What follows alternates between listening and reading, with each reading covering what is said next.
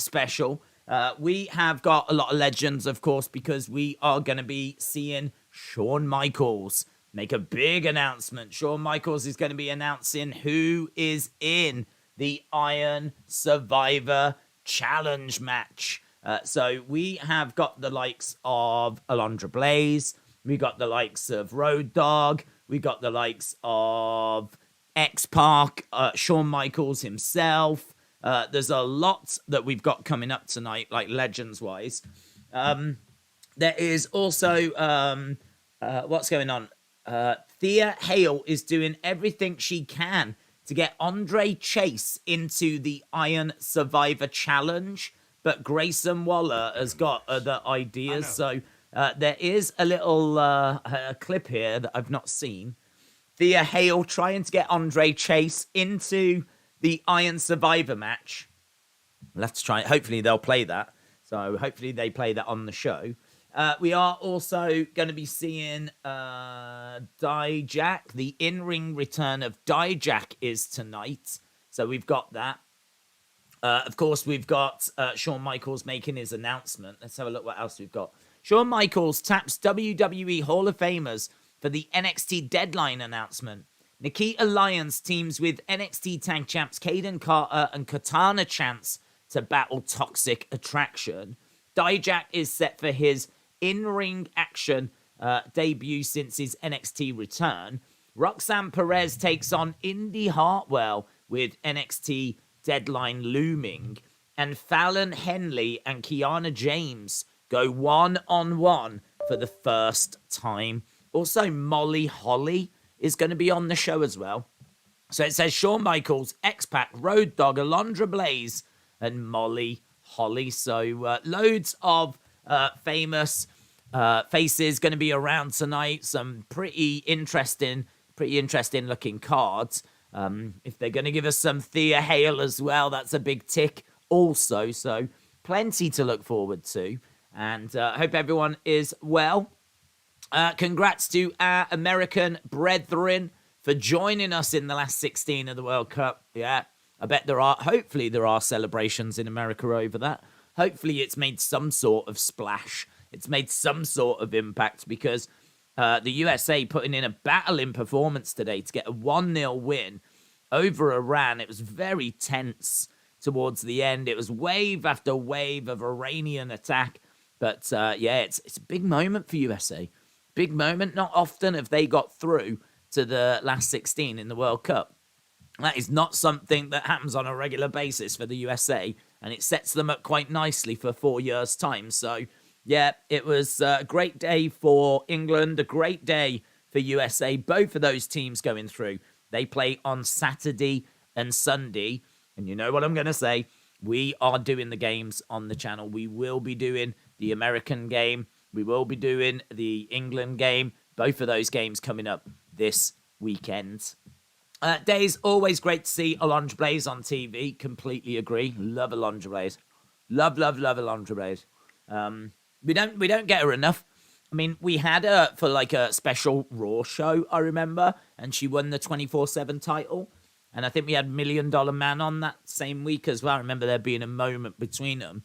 And I think he won the 24/7 title as well. So, yeah, I remember them coming on for that. But, yeah, we don't get to see her enough.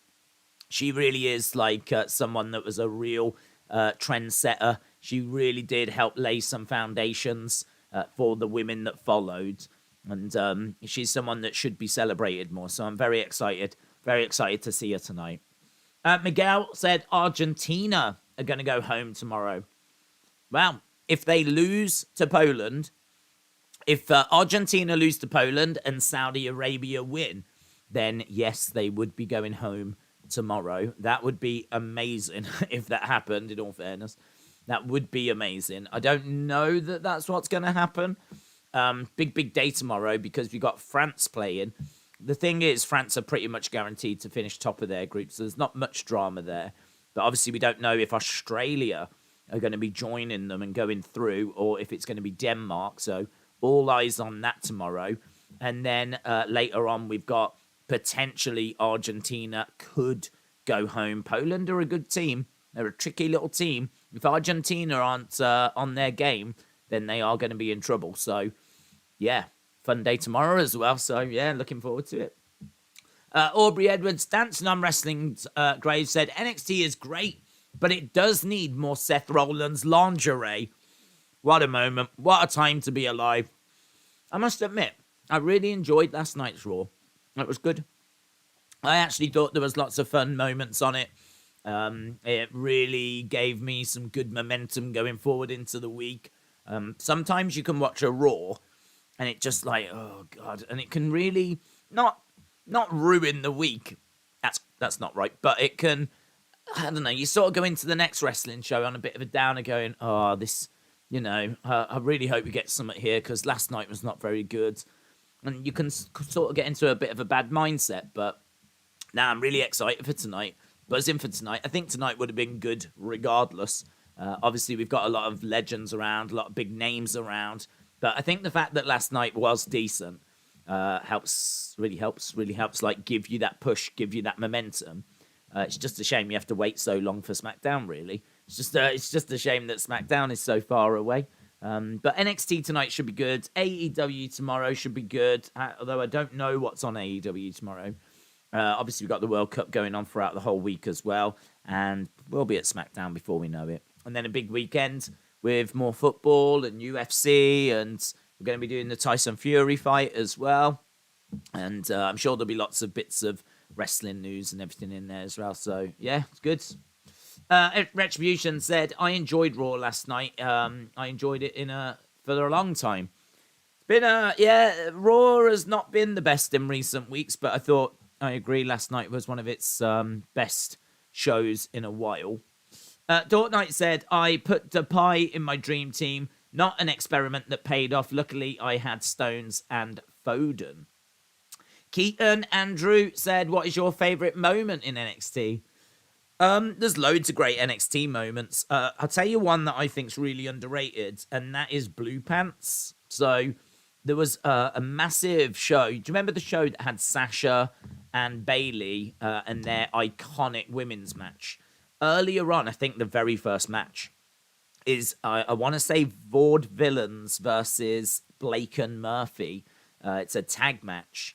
And Alexa Bliss is kind of with Blake and Murphy, and they're heels, and Alexa Bliss keeps getting involved in the matches.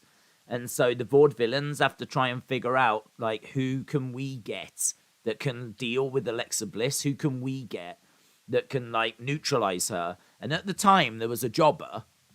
She was someone that was only just, like, putting other women over. And she was called Blue Pants. I don't even know if she had a name. I'm sure she did. But I think it was Enzo Amore that was like, hey, Blue Pants, because she always used to wear blue pants. And he was like, hey, how you doing, Blue Pants? And that name stuck. And so she was then called Blue Pants. Her T-shirt was a grey T-shirt, and it had a picture of some blue pants on it. And, like, that was it. That was her merch. It was amazing that she got merch. As I said, she was a jobber. She was just a jobber that literally put others over. And it's Leva Bates, the librarian in AEW. It was her. She was Blue Pants. And she came out. Like, the crowd really took to her. The crowd loved her. And so I think there was chance for Blue Pants. I haven't watched it in years. I'm trying to think, like, when the Vaudevillains said they had someone in their corner to deal with Alexa, and the music hit, there was a massive roar, and I really loved Blue Pants. There's something so special about someone, like, making it that wasn't meant to. I think the same thing sort of happened with James Ellsworth as well. Like, James Ellsworth was a jobber, and he, like, caught people's imagination, and then, like, look at what they did with him. There's something really special about those moments where someone that just wasn't meant to make it is given that opportunity. They get a break, and, like, the crowd really take to them. There's something so special about that. And as we said, James Ellsworth is probably the best example I can think of on the main roster. But Blue Pants down in NXT, and she was in the corner of Vaudevillains, came walking out in front of, I want to say it was like the Barclays Centre. I mean, again, she's a jobber. And out she's walking, getting an entrance at the Barclays. She's in the corner of the Vaudevillains. I mean, seeing her get that kind of an opportunity was awesome. So, and I said something really special about that moment. So I love that. But I mean, like, of course, you've got things like Johnny Gargano against Andrade. That's one of the best matches I've ever seen. Pete Dunne against Tyler Bate might be my favorite NXT match ever. It was over the UK Championship, so obviously that's very personal, and love that as well. And then like you look at like the Gunther stuff and the Gunther matches, which were just awesome. The Johnny and Tommaso storyline. Just loads about Full Sail when we were at Full Sail, like, and that crowd, like, there was something really special about that crowd, and there was something really special about that place, and we might feel that way about the Performance Center. If NXT closed down, right, and they shut it down, we still bad, still lagging. Daze is out. Yeah, I don't know why it's so bad. Oh. Ooh. Ooh. Ooh.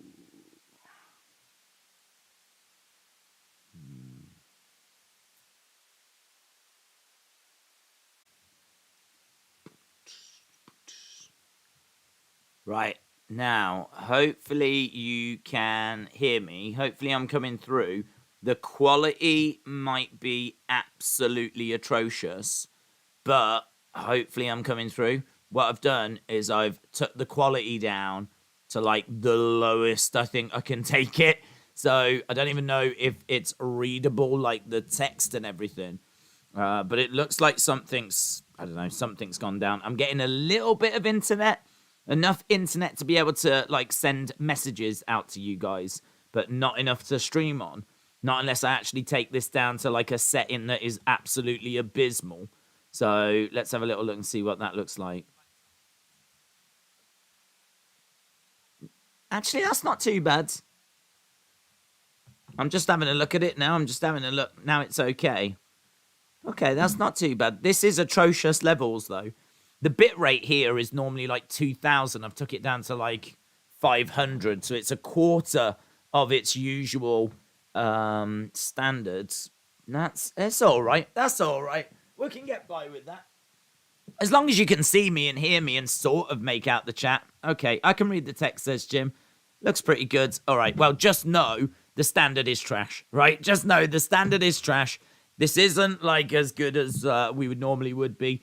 It's going to be temporary. Hopefully it holds, and we'll just get through, and you know what will be will be. So yeah, hopefully this is going to be good enough for us to just stream on. So you're good. I've got you on 720, says Dark Angel. Don't need the chat. There's live chat, said Dark Angel. That's true. AEW fan says, have you got bad weather? I'm not aware of any, to be honest. I mean, I just went upstairs and there was no wind or anything going on like that. But this is the problem. We're in the countryside. So if there's anything like interruption with the signal, then we do get lag. And yeah, it just completely crashed. Dead. Tried a different router. Dead. Went upstairs and reset them. Dead. Turned the computer off, turned it back on. Dead. Like nothing was happening. And I was like, oh my God. But I remember that we've been down these roads before. I remember that if I really drop the settings to like as low as possible, then I know that I can get some sort of signal through. And so, yeah, thankfully that's worked. So fingers crossed. We are just going to run with this tonight. And if there is an issue, hopefully they can get it resolved by tomorrow.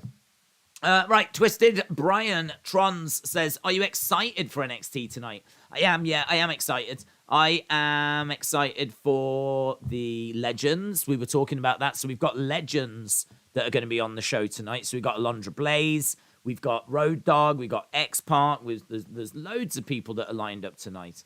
I think that should be exciting. I don't quite know how we're going to use them. Like, are they going to just announce one person each or something? I don't know.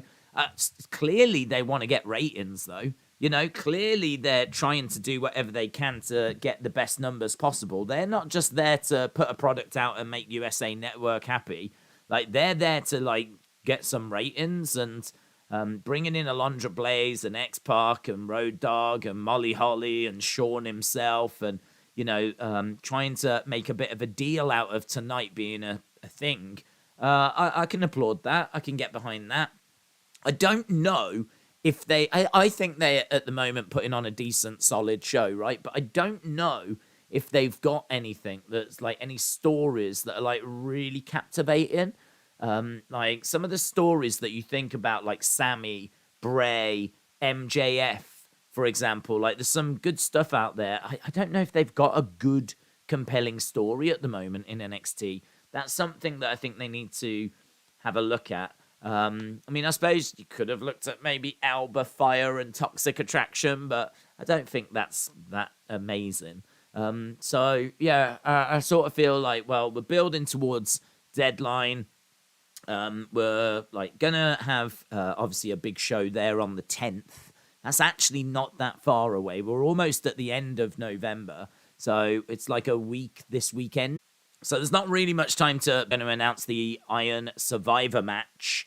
So get that announced. Hopefully after deadline, then we could do something interesting. So yeah, I'm excited. I'm excited to see what we do, where we go. But we got to get deadline out of the way first, to be honest.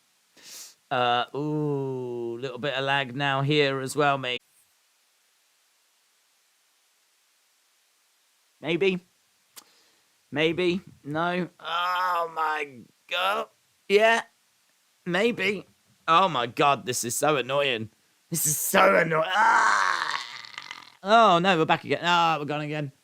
Is it just going to keep doing that? Is it just going to keep like bringing me in, taking it away, bringing me in, taking me away, bringing me in, taking me away? Right. I've dropped the quality again. I keep dropping quality. I've gone as low as I can on the bit rate. Oh. No. To Wrestling Daze. Hopefully we are... seriously, I don't know how long this is going to hold for. It just seems to be coming and going, and... don't know. My coverage is low. I can see my coverage on my phone is low. But that looks like it has kind of come back, though. So it looks like it has returned. So maybe we've returned. Don't know. We'll have to see. We'll try and ride this for as long as possible. I don't even know what the settings are now, because I've messed with that many settings. I don't even know what the settings are like, so the settings might be trash. But as long as we are live and we are getting something out there, then I can't really ask for much more than that at this stage. So, yeah, really heavily disturbed, disrupted stream. And, okay, yeah, I mean, it looks okay. As we said, it's going to have to do. Yeah, tonight will be whatever tonight will be. We'll try our best. You're back for now. That'll do, innit? England versus Senegal is 10 p.m. on Sunday night. Hashtag ban the lag. Real thoughts on scripts. Real thoughts on scripts. I think the costume looks stupid. I think the name is stupid. I don't get the writing thing. Reggie is not a wrestler. He's someone from Cirque du Soleil. That's not me just saying that. He genuinely is from Cirque du Soleil. And so, yeah, he can do like evasive stuff, which is impressive to look at, but he's got no kind of offense. Like his actual wrestling moves, like just not very good. I mean, he's there to kind of really grab people's attention on social media because of like the flips and things he does. But it's backwards booking in it rather than getting a great wrestler and trying to like teach them some stuff. You take someone from Cirque du Soleil and try to teach them wrestling like it's the wrong way round. So you've either got to hate it or have fun with it. Is my real thoughts on scripts. What have you been enjoying mostly, Raw or NXT? I would say... that's a really good question, actually. I would say NXT. NXT because it's 2 hours, and I really like the Chase University, and I really like Thea Hale. So I really like them. I think I'm not crazy about Bron Breakker, This is what I'm coming to. He's got no personality. Like, Bron Breakker is just a dude with the belt. Like, Bron Breakker is someone that's got promise and potential, and, you know, he can talk and say something, but he doesn't come out with witty lines. Like, his matches are all right, but there's people I prefer to watch. So, yeah, Bron Breakker's a weird one. He's a weird one. Like, I'm not crazy about him. I don't hate him, but he's just not my favorite thing on the show. Like, I don't even know if he's in my top 10. But I really like Chase University. You know that I like Thea Hale. There's been some stuff to have some fun with, like the scripts thing, which, as I said, you know, you've either got to have fun with it, or I think it's just something that you would just go on a big epic rant about. There's no point doing that. I think, again, you know, we got like the mystery of who's the Red Riding Hood woman. We got that mystery. That was enjoyable. I enjoyed that. And then it turned out to be the Rock's daughter. And you're like, okay, that's pretty cool, you know. Like, that's pretty cool. And then we got, obviously, the return of Dominic Dijak. He came back. That was cool. The scripts, like, build up to the reveal. And even when we got scripts, it was like, okay, let's have fun with this. We can go down a few roads here, but let's have fun with this. So, you know, we were having some fun with that. I just feel like there's been quite a bit compared to Raw, which has been like Miz and Dexter Loomis, which has been a bit Judgment Day and OC, which, you know, Mia Yim coming in has been pretty good.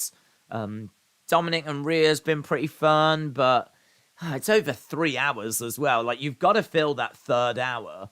So with NXT, you know, we've only got 2 hours that we need to deal with. I'm just watching Thea Hale there as well. Braun takes after his father. He's all skill but no personality. How about Mandy? I think she's so much better champion than Braun. It's just my opinion. Do you agree with me? Said Twister Brian. I think that Mandy's an interesting one, you know, because I think Mandy gets brought down a little bit by Toxic Attraction.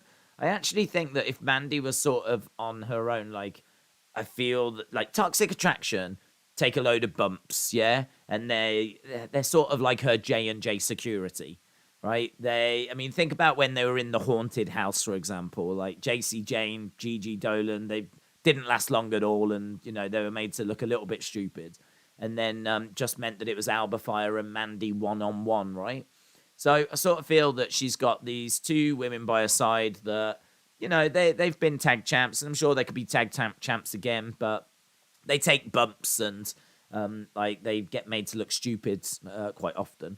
I don't know. I sort of feel like if Mandy was like just came out looking stunning, like she just looked great in like a I don't know, some really good like business suit or something. She really carried herself like a champion. And then, like, you know, she was doing like photo shoots and everything as well. She can still be a heel and everything, but I don't know, I look at that and I'm like, man, you could have something really special there with her. Like, you could have something really special. You could have something that makes you go, yeah, she's like the next Charlotte Flair, if you will. Like, Charlotte carries herself as the queen, and she's got amazing robes, right? And she like comes down, she's all right on the microphone. She's not amazing on the microphone. She's pretty solid on the microphone. And but when she comes out, she's got a presence. Charlotte's got a presence, largely because they force that presence onto you. You know, she's got her music, she's got the robes, she takes her time. You know, we never come back from a commercial break and Charlotte's just in the ring and we just go straight to a Charlotte promo. Like, you get the big entrance and everything. It's like the queen is here, you know? I sort of feel like with Mandy, you've got potential for something similar. Maybe not the robes, but I mean, if we didn't have Charlotte doing the robes, Mandy would be a great shout for someone that could do all of that, you know, look at me type stuff, you know. She would be brilliant in that role, but we've got Charlotte already doing that. But I do think that Mandy is someone that, like, really loves to wear next to nothing, have, you know, Instagram photos and pose and all that kind of stuff. And I think if she was to do all of that, but then when she comes down to the ring, look really like stunning, but in a different way, in a business suit way, in like a really sharp way. A little bit like, you know, how Cody comes out and he looks brilliant in his suits and he's got like pocket watches and everything. And if you've watched NWA, you've got Nick Aldis as well, and he comes out in suits and he looks absolutely stunning. I sort of feel like Mandy needs to elevate herself above people. And, you know, she is a businesswoman in the ring. She looks really sharp. She looks amazing. Like, you know, just really like you go, yeah, man, she's got it. She looks classy. And then a little bit like Kiana James. Like, a little bit like Kiana James. She wears suits. She looks like she's got that kind of sultry, sexy thing going on with the glasses and everything. Like, you know she's an attractive woman, but she's not trying to necessarily be an attractive woman. She's trying to come across as business. I sort of like the idea of Mandy doing that, but then showing us pictures of her outside of the ring where she's posing and she's looking smoking hot and people are simping over her and everything. I sort of feel like there is something there, right? I sort of feel like all that we just spoke about, you could take something there and you could make something pretty different, pretty special, and something that could elevate Mandy, get her a gimmick that could elevate Mandy to a level similar to where Charlotte is at, yeah? Someone that is business, but is sexy, that like is very focused in the ring, but obviously likes to have fun out the ring. There's definitely something there. Definitely something there.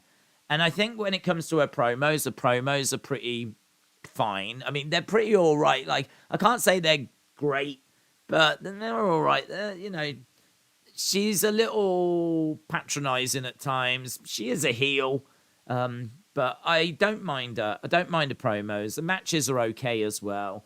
They're not the best. Everything's just... I would say everything from Mandy is about a 6 out of 10 for me. I think she's like a 6 on the mic, a 6 in the ring. But I think what she has got is she has got a bit of experience now. And I think that she has got a good look. And I think that obviously people find her very attractive. And, you know, that plays a massive part into her gimmick. So I would say she's like a 6 in the ring. Maybe a 6.5. Same on the microphone. But I think as a package with her look, I think you've got something that's more in the 7s for Mandy. But I think, like, you know, add in maybe Toxic Attraction and the fact they could be a faction as well. And they could get called up as Toxic Attraction and cause some problems on the main roster. That's quite exciting. But, I mean, we are not cool and credible like the Shield, are we? You know what I mean? This is not the female Shield. Because you've got 2 members there that just bump around and... I don't know, like, it's not the way that I would book them personally. It's not the way that I would book Toxic Attraction. I think I would even take Mandy Rose and go solo and do something along the lines that I was kind of talking about. But all in all, I feel like she's kind of around that kind of 7 range when you add everything together. And if she can continue to, like, improve in ring and, like, she's all right in ring. It's not like she has, like, disastrous, horrible matches. But it's just, I don't tend to see like great 5-star matches from her either. They're just all right and they're just fine. They're just fine, passable. So I'd like to see, I don't know, some of that could be down to her opponents. But I think when you see it often enough, you start going, well, there's a bit of a pattern here. I'm not finding the great killer matches for Mandy Rose. I'm not finding the matches that I'm like, oh my God, I need to go back and rewatch that. Or, oh my God, that was so good. I'm just not seeing those, and like the same with the promos as well. Just not hearing any like incredible promos. There's no kill shot lines. There's nothing that like really stands out. If MJF is 10 and MJF is the benchmark, like realistically, I think even if you're a diehard Mandy fan, where would you put Mandy on that scale? Like for me, she's probably around 6.5 because she talks. She can talk. I can hear her. She's confident. She doesn't mumble. She's clear. She always has something to say. As I said, she can come across as a bit like, oh, sweetie. Like that kind of vibe, you know? Like, oh, sweetie, you would think something like that. Like, that's very much her style. Kind of talking down to people in that way. But there's nothing that you can really hang your hat on. There's nothing that you can go, oh, that was good. That was good. I really like that. That was good. I like how she delivered that, or that was a good line, or you know, or like that's a burn. There's nothing that really she delivers along those lines. So for me, yeah, good in the ring, fine in the ring, good. Same on the microphone, good package overall. But I think you could do something more there. I feel like there's something more. I really do.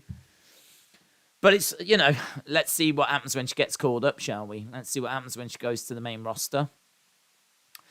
Thoughts on the Fire Ronda tweets? I think that it's something WWE will like. I've seen lots of thoughts as to why it's happened, where it's come from, where it's stemmed from.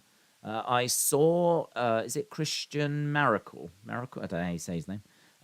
He said, like, for everyone saying Fire Ronda just because of a botched DDT, because it seems like that seems to have played a part, like a botched DDT that happened at Survivor Series. He pointed out that actually, if you go back and watch it, it's nothing to do with Ronda. I think what's happened is that a lot of people don't like Ronda.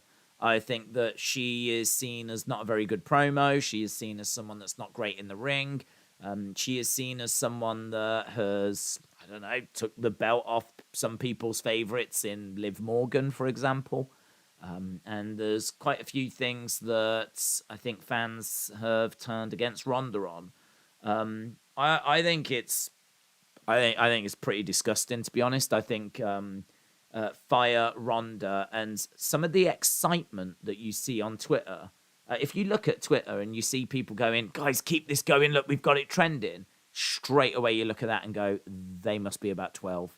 Like, seriously, I'm not even joking. Like, they must be about 12 or 13. Like, for them, the idea of Fire someone trending is really exciting, and they're quite excited about it. And I mean, I'm not going to judge those because I genuinely think they're children. And they're like, I've seen it. If you actually click on it and you go, oh my God, I can't believe we're doing this. Keep going, guys. We can keep this trending type thing. And there's such excitement that hashtag Fire Ronda is trending that you just go, wow. You might want to go to bed because I think you got to be up.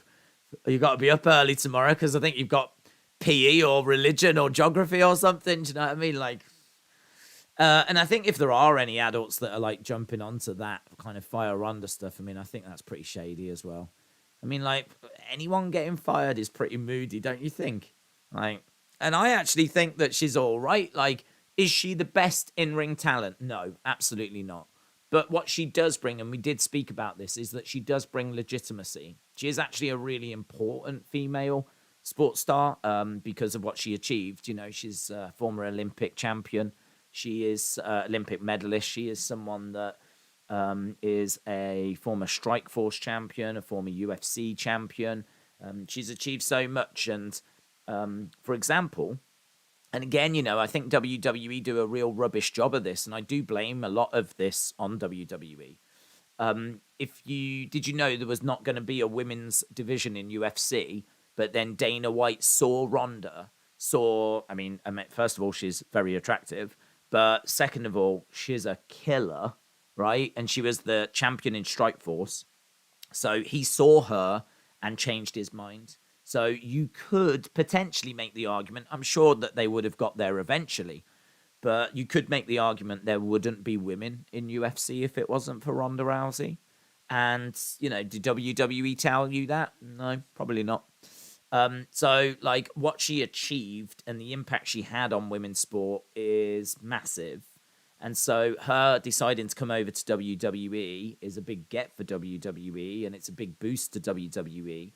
And the other thing as well is, like, she's not a great promo. They absolutely should have put a mouthpiece with her. You know, no one really turns around and talks about how bad of a promo Brock is, but that's because Heyman did all the talking for Brock. Well, why did they never have someone do the talking for Ronda? Like, why has she never had a manager? Why is there not someone that can do the talking for Ronda? That's what managers have always done. In the history of wrestling, there's been tons of wrestlers that can't talk, and we've always put a manager with them. So, first of all, when it comes to the promos, I agree. Her promos are not very good. Her promos are probably around like a 4 or something like that. Like, really, she just can't do it. I mean, like, the way that she, like, it comes across as fake, and it doesn't really come across as real, and she's just not a very good talker. Like, for me, she needs to be the female Brock. She needs to be a killer. She needs to have a manager. She needs to have someone that will stand there and tell you the stuff I've just told you. about how she's a former Olympic medalist, how that there wouldn't be women in UFC if it wasn't for her. Talk about her importance to women's sport. Like, you need someone to tell you this stuff on a regular basis and do it with conviction and do it with confidence. And, like, have her standing there all the time, just looking like the killer that she should look like, right? First of all, I think that would help. Second of all, then, I think there's too many times where people are getting out of her holds. I think when she's got someone in an ankle lock, that's it. It should be done, right? Ronda is a killer and should be a heel, and she should be someone that if she manages to get you and get you in a submission, you're done. It's done. It's done. The babyface should try and avoid getting into it, and really we should go into these matches being like, can they avoid it? How are they going to avoid it? And there could be a storyline that kind of comes out of that. Like, how are they going to avoid the ankle lock? How are they going to avoid the armbar? What can they do? How can they beat the baddest woman on the planet? And one babyface at some point will work it out. And that'll be massive for them. That'll be massive. That'll be massive. Imagine when a babyface works out how to beat Ronda Rousey legitimately, and we've seen person after person after person fail. Like, there are ways to book Ronda. There are ways to book Ronda, and there are ways to have someone beat her and be able to gloat about it. Liv, for example, beat Ronda. First time she cashed in, can't really gloat about that, right? Can't gloat about it. I mean, it's, yeah, all right, well done. You got the belt off her, but you did it in a coward's way. No shade. No shade. You did it in a way that other guys have done it and girls have done it in the past. But it is the coward's way. It is cashing in when they're at their weakest moment, right? So you can't really gloat about that. She just had a match. This is a beaten up Ronda versus a fresh Liv Morgan who's cashing in at an opportune moment. So you can't brag about that. And then, well, SummerSlam was just a complete cluster, wasn't it? Do you know what I mean? What a mess that was. So if you look at SummerSlam, I mean, again, that's bad booking. That is bad booking. What I don't understand is that wasn't it Ronda that said she wanted to drop it to someone? And she said, make sure it's someone that's really passionate and really dedicated. Like, I believe it was Ronda that said that. And it was Liv that was chosen. So, again, all this hate for Ronda. Well, there's a real good chance Liv Morgan would not have been champion if it wasn't for Ronda. So if there are Liv Morgan fans upset with Ronda, they might want to check themselves, because Liv Morgan might not even have been champion the first time around. And she might not even have got that belt and got that opportunity and had the experiences that she did have. She is now a former women's champion and is someone that people, I think, can see having another run in the future and being a champion again because she's been there and done it. And that's, from what I understand, that is thanks down to Ronda Rousey. So I don't know. I just think that, like, hurt Ronda with Shayna, I think, is a pretty good move. Ronda and Shayna, I think, are pretty fun. They're treating her a bit more seriously now. They are, like, cackling together and beating up people backstage. She's leaning into the heel role. They're not trying to make her a baby face and the crowd aren't feeling it. We've seen live crowds chanting Ronda's name. Do you remember after SummerSlam when Liv did that tap thing and she won the belt? There was chants for Ronda. There was chants of "you tapped out" to Liv, and there was Ronda chants. I mean, we're not that far away from SummerSlam, so I find it a vocal minority, to be honest. I find it a vocal minority. I mean, if you actually look at how many tweets it was, I think it was about 7,000 tweets. I mean, honestly, we're talking about 7,000 tweets about #FireRonda out of how many people watch Raw? 1.8 million just in the US alone. So in the US alone, there's 1.8 million that watch Raw. And then add in, like, worldwide numbers. God only knows how many people watch Raw around the world. But I couldn't even guess, to be honest. I have no idea. I don't know what the numbers are like in India and all that kind of stuff. And we're really focused on, seriously, 7,000 tweets? So inconsequential. It's just not even worth talking about. Like, we shouldn't even really be having this conversation. Irrelevant is my feelings on it. So, I don't know. I'm perplexed by it. I'm quite perplexed by it. I don't really understand like why the hatred goes to Ronda and it doesn't go to the booking. Why I mean, like, why did she not get a manager? Why has she been booked as rubbish as she's been booked? Why do we never get told about how amazing she has been and the things that she's achieved in her career? There's so much stuff that you could talk about and go through with Ronda. So, but as I said, I think it's one of those things that's inconsequential, blown out of proportion, doesn't matter. It's like 7,000 tweets, and in the grand scheme of like what's going on in wrestling, just completely redundant. Daze, the winner of England against Senegal versus the winner of France, Poland, Saudi Arabia, Mexico, Argentina in the quarterfinals. Yes. Daze, odd question, but what would you say is the most successful state in WWE? This would include people from said state and how many titles people won from said state. Don't know, to be honest. I mean, Texas comes to mind. Texas comes to mind, first of all. And there might be some people... Well, there's a lot that live in Florida, but I don't know if they're from Florida. I'd probably lean towards Texas, maybe California. Right, Roxanne Perez is here. She's making her way out. I'm really pleased this is holding, I didn't expect it to. I didn't expect this to hold at all, but it is. You are fine. Odd question. What would you say is... Oh, we answered that one. I think Dave's right. Imagine you're a WWE fan, never watched MMA, don't know who she is. There's no reason for you to be interested. Yeah, it's true. There's a lot of people that don't watch MMA, and there's a lot of people that don't know what she achieved at the Olympics. I believe I'm right in saying she's the first woman to win a medal in judo for the United States at the Olympics. She's definitely the first woman to, do something at the Olympics. I'm sure it's win a medal at the Olympics. I mean, she's... I don't think I'm speaking out of line to say she's, an Olympic hero for the USA. If she is the first woman, the first individual woman to win a judo medal at the Olympics, that's quite the achievement. I'm sure we can agree. And for her to achieve that and then get, the reactions that she's getting now. And as I said, if it wasn't for her, there would potentially be no women in UFC. Think of the door that opened. It's mental. It's just mental to me. This whole thing's mental. I get, trust me, that her wrestling is very, very limited. But that's why I think there's a different way you have to present her.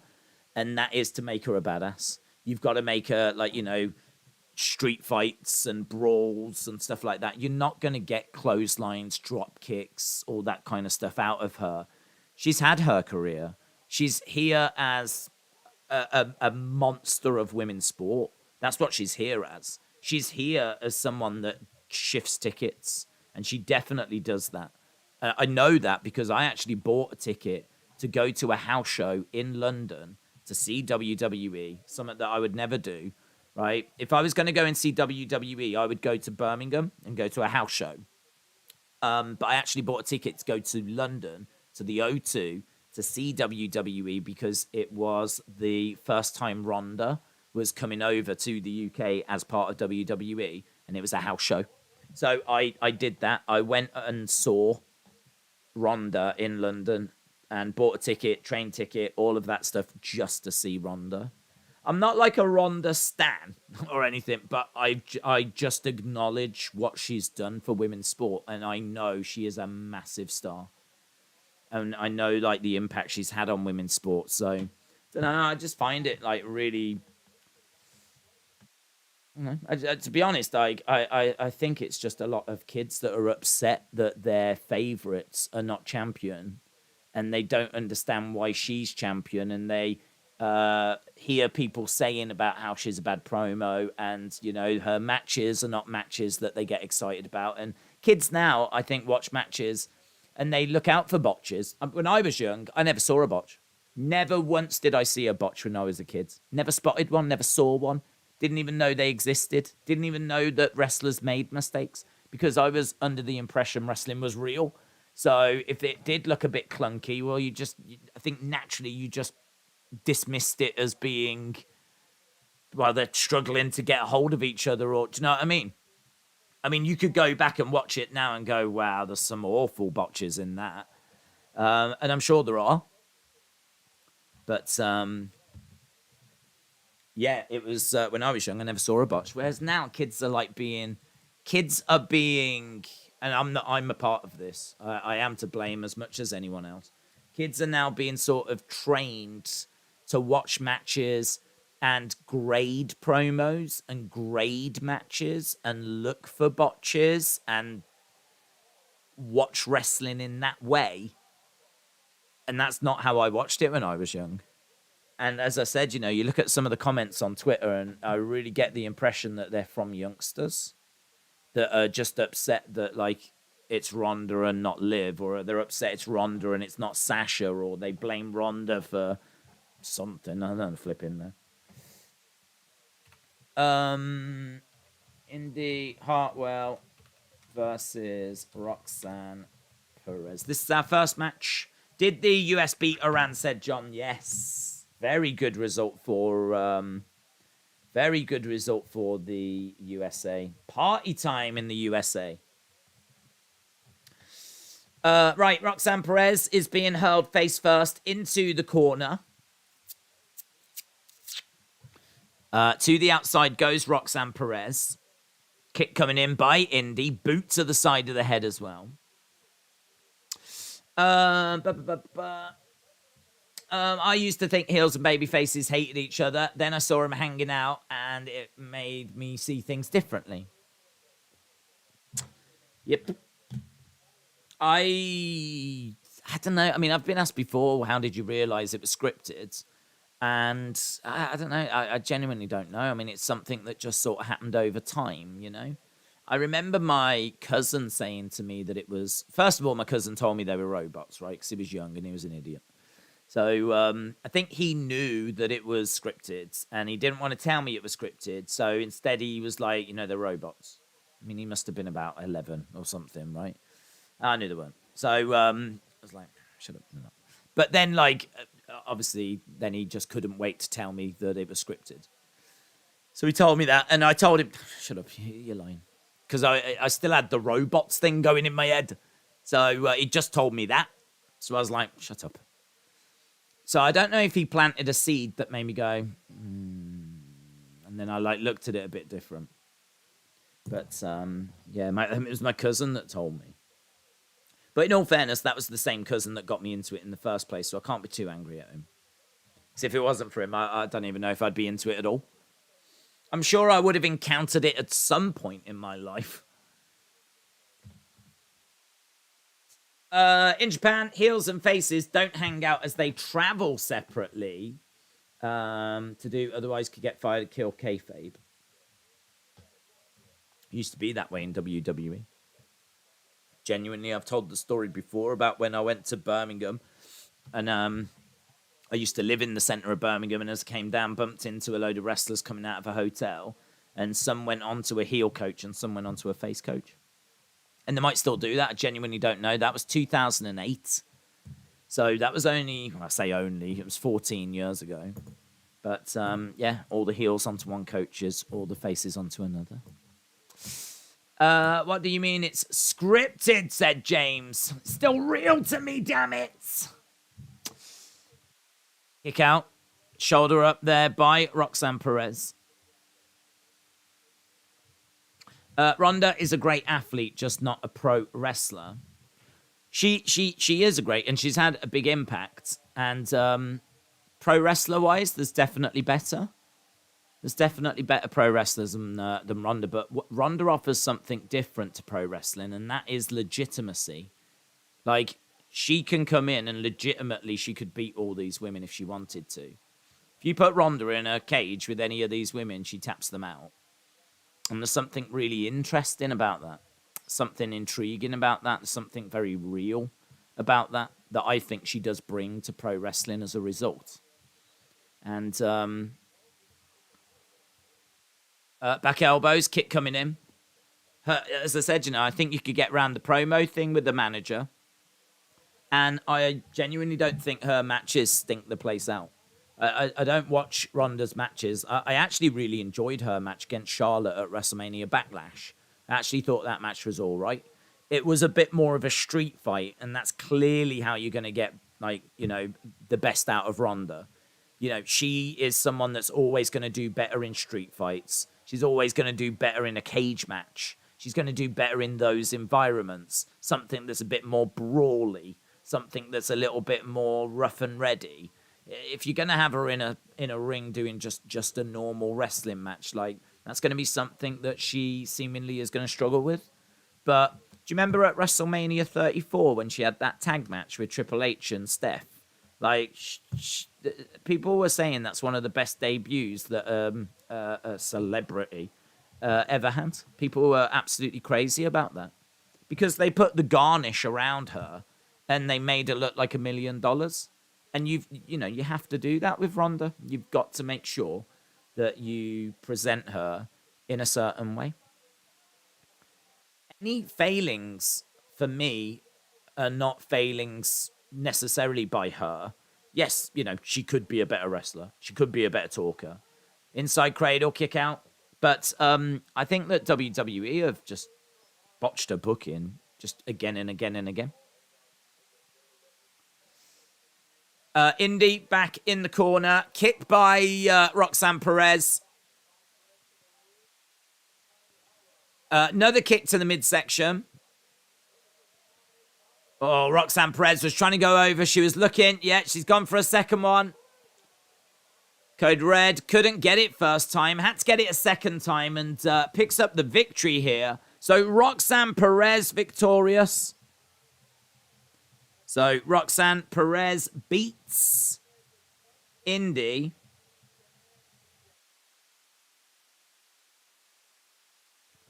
Booker says, great match. And there's Indy rolling outside the ring. She couldn't get that Code Red the first time, could she? She had to go for it a couple of times.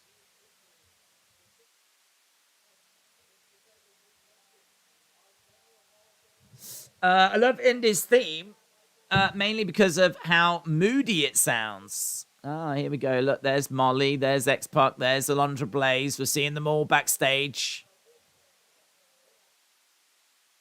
Here's Andre Chase. Yeah, this is the clip from earlier that I wanted to see. Here she is. The goat. The flipping goat.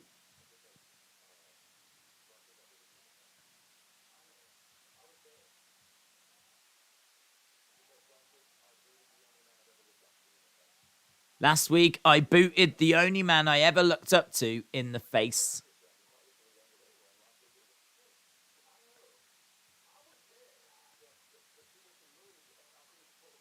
Okay, so he said, I let the team down. I let you down.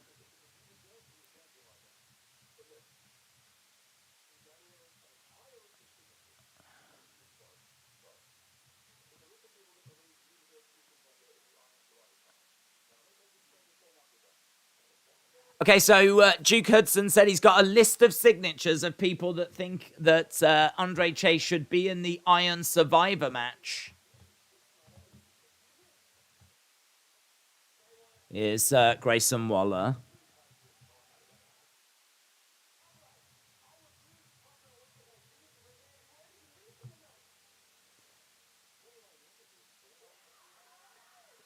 Thea Hale's lost it. Thea Hale's trying to get at Grayson Waller. Duke Hudson says he's going to take care of Grayson Waller. Right, Dijak coming up next. Dijak. So he said, I've got signatures from students that think you should be in the match. Let's see what Dijak's entrance is like. Is he still wearing the glasses? That's a pretty cool looking entrance, isn't it? That's a pretty cool looking entrance. It's like an alleyway. Here's Dijak. I like the name. The rumors were they were going to call him Donovan Dijak, which I believe was his name on the indie scene. He's coming down with the glasses as well. This is a nice presentation, isn't it?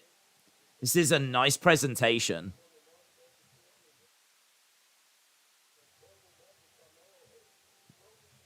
Yeah, this is nice. I really like Dijak. He definitely feels like a big player. Dante Chan. Terminator says the game. It's good. Dijak.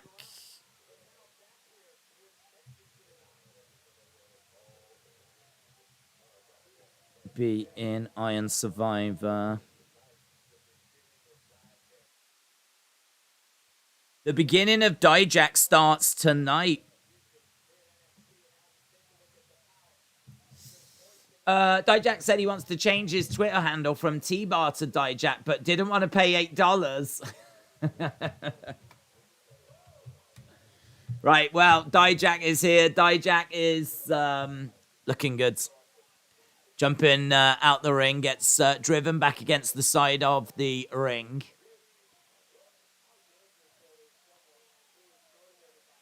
He grabs the leg of Chan. Is there a bit of blood on his face? Kicks, yeah, I think he's busted his lip. Dante Chan. He's going to go against the ropes. Dijak's in. Dijak grabs him, picks him up. Massive choke slam. Huge choke slam. Huge choke slam. Dijak coming over. He's on top of Dante. Throwing in some big shots. Oh, look at these big clubbing blows. Ronda's booking is on Vince. She never regained momentum. That was a great choke slam. That was a great choke slam. Maybe Big Dom and Dijak should be a team. Would you rather be a face or a heel? What would I rather be? Don't know, you know. I reckon I could do both. I think being a face is harder. Yeah, I think being a face is harder. Because being a heel is pretty straightforward, isn't it? You know, run down the local sports team, come out with some moody killer lines on your opponent. Whereas being a face is a lot more harder to negotiate. The problem with being a face is that you don't want to come across as like too child friendly, I don't think. Like, do you know what I mean? If you're like, I really respect you all and all this, say your prayers, eat your vitamins, hustle, loyalty, respect.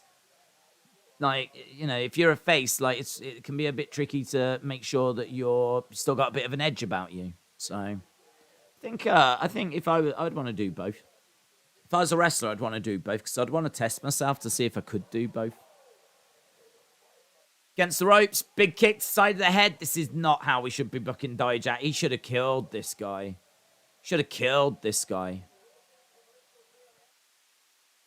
Dijak gets up, comes over. Big kick by Dijak.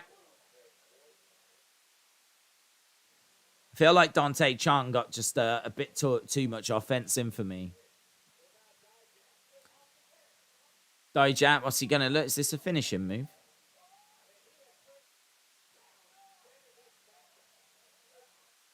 So he's got the one arm behind his back and he's got like sleeper hold on. Now he's got him up on his shoulders.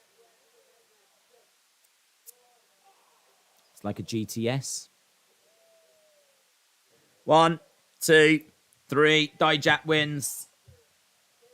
Love the entrance. I like the look. I probably would have booked that a little different. Daze would be a jobber heel, said Austin. Oh, look who's back. Are you out of prison? It's been lovely and quiet without you. Dijak needs more offense. That is an example.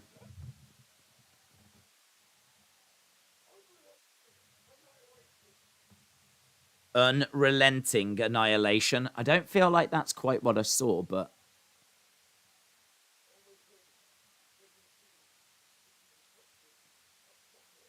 the only thing you'll see is the infliction of suffering.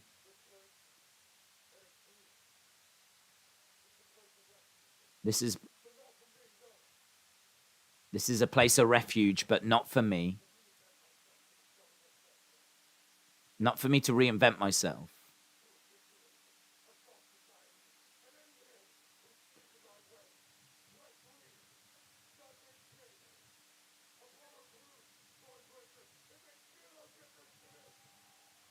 He said he came here to eviscerate a soft society.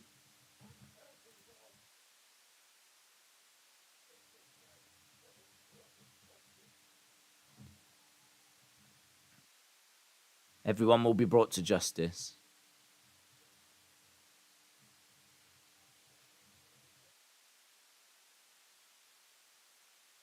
Okay. Dijak's move is called Feast Your Eyes, said Alex Bliss Gamer. Shout out to you. 1 Minute Wrestler said you'd be a good heel. Thanks. Here's J.D. McDonough.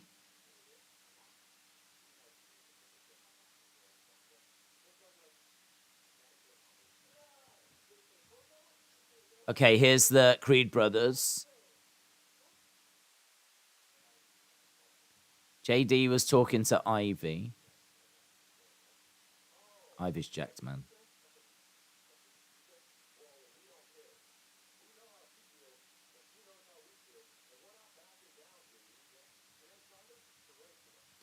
Okay, so they're talking about how they're ready for Indus Shear.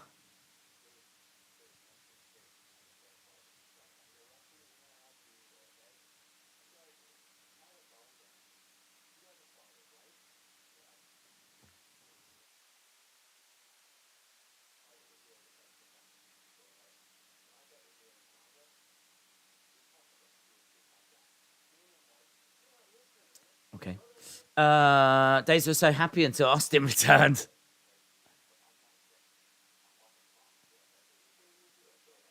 Okay, so JD's saying, like, that they're genetic freaks. There's no way you're going to be able to beat them. Impossible is not in our vocabulary.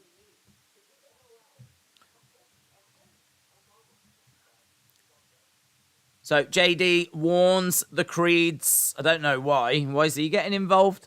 Why is JD warning the Creeds about Indus Shear? Days can't stay for long. Having bad weather. Dakota's vlog. Shout out to you. God, dude, I've had horrific lag on this stream. We've been battered, but it seems to be holding at the moment. What have we got now? Oh, okay. This is the Shawn Michaels segment. Iron Survivor challenged them.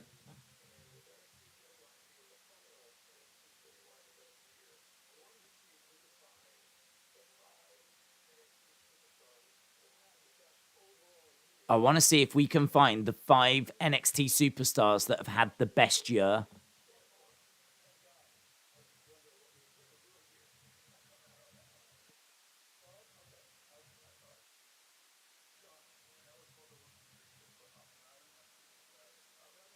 I was called the 1, 2, 3 kid, but I'm not a numbers guy.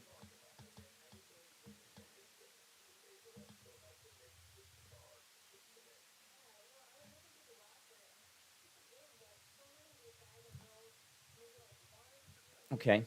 There's a lot of talking this week, isn't there? I don't know how to spell impossible, says Finn. You've done a good job. Daze wants to be manhandled by Ivy Nile. Always. Let's start with the men's.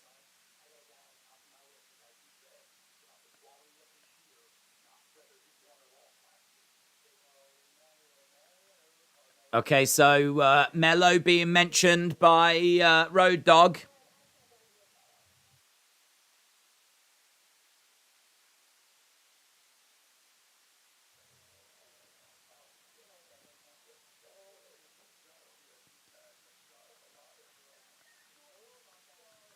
Okay. This, I don't know. I mean, I feel like this is a pretty fun segment, but they're literally just kind of like listing out, or it looks like they're just going to be listing people that are going to be in it. I did wonder how they would go about this, and it looks like they're just going to sit around this table and just talk about people.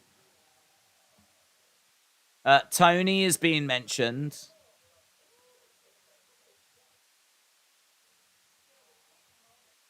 They talk longer than your matches would be if you was a wrestler, says Austin. It's true in all fairness. Because I'm a killer. I'd have it done like that, mate. Could we get an only Thea Hale episode? That would be nice. That would be nice. Fire them an email on that one. Fire them an email.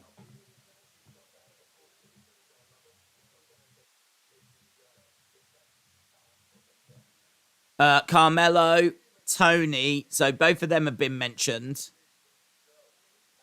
And JD has been mentioned as well. So it looks like those three so far. Where's said we want XY on Quinn? XY on Quinn. Come on, do it for Austin. Do it for Austin. He's just got out of prison. He would love to see XY on Quinn.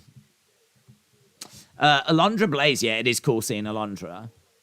Austin said, yes, where's HBK has got an agenda against him. Shawn Michaels, X-Pac, Molly Holly, Road Dogg, and what's her name? Alundra Blayze. Medusa. Old school. Gacy. Gacy gets a shout, so that's number 4.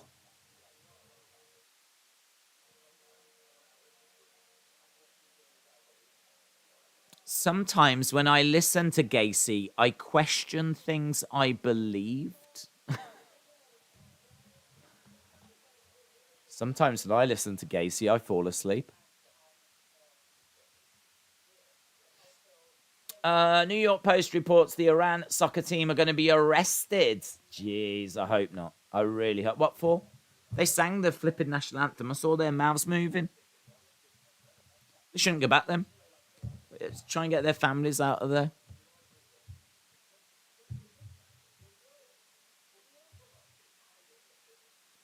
Hang on, we've got another one that's going to get mentioned. We've had 4 of the 5.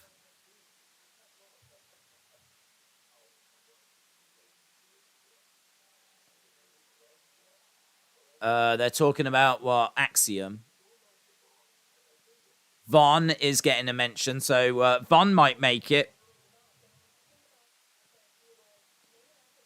So Carmelo, Tony, JD, Gacy, and Von.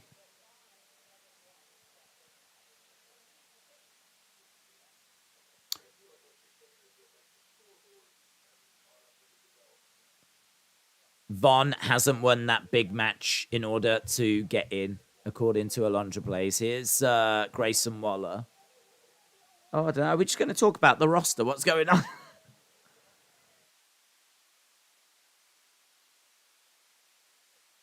They haven't mentioned Andre Chase yet. Just developing. Only saw in the past few hours. Any update on your suspended accounts? No, I think they... I got an email to say that they were going to look into it, but then saying that, I've pinged in emails to try and get them to resolve it a couple of times. So I genuinely don't know. I genuinely don't know what's happening on that front. We'll have to find out. Right, I don't think we actually got anywhere there. After all of that, I don't think we got anywhere. We have got Grayson Waller coming out now. So I was making a list of the names they were mentioning.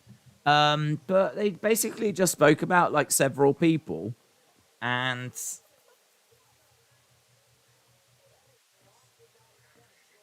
okay,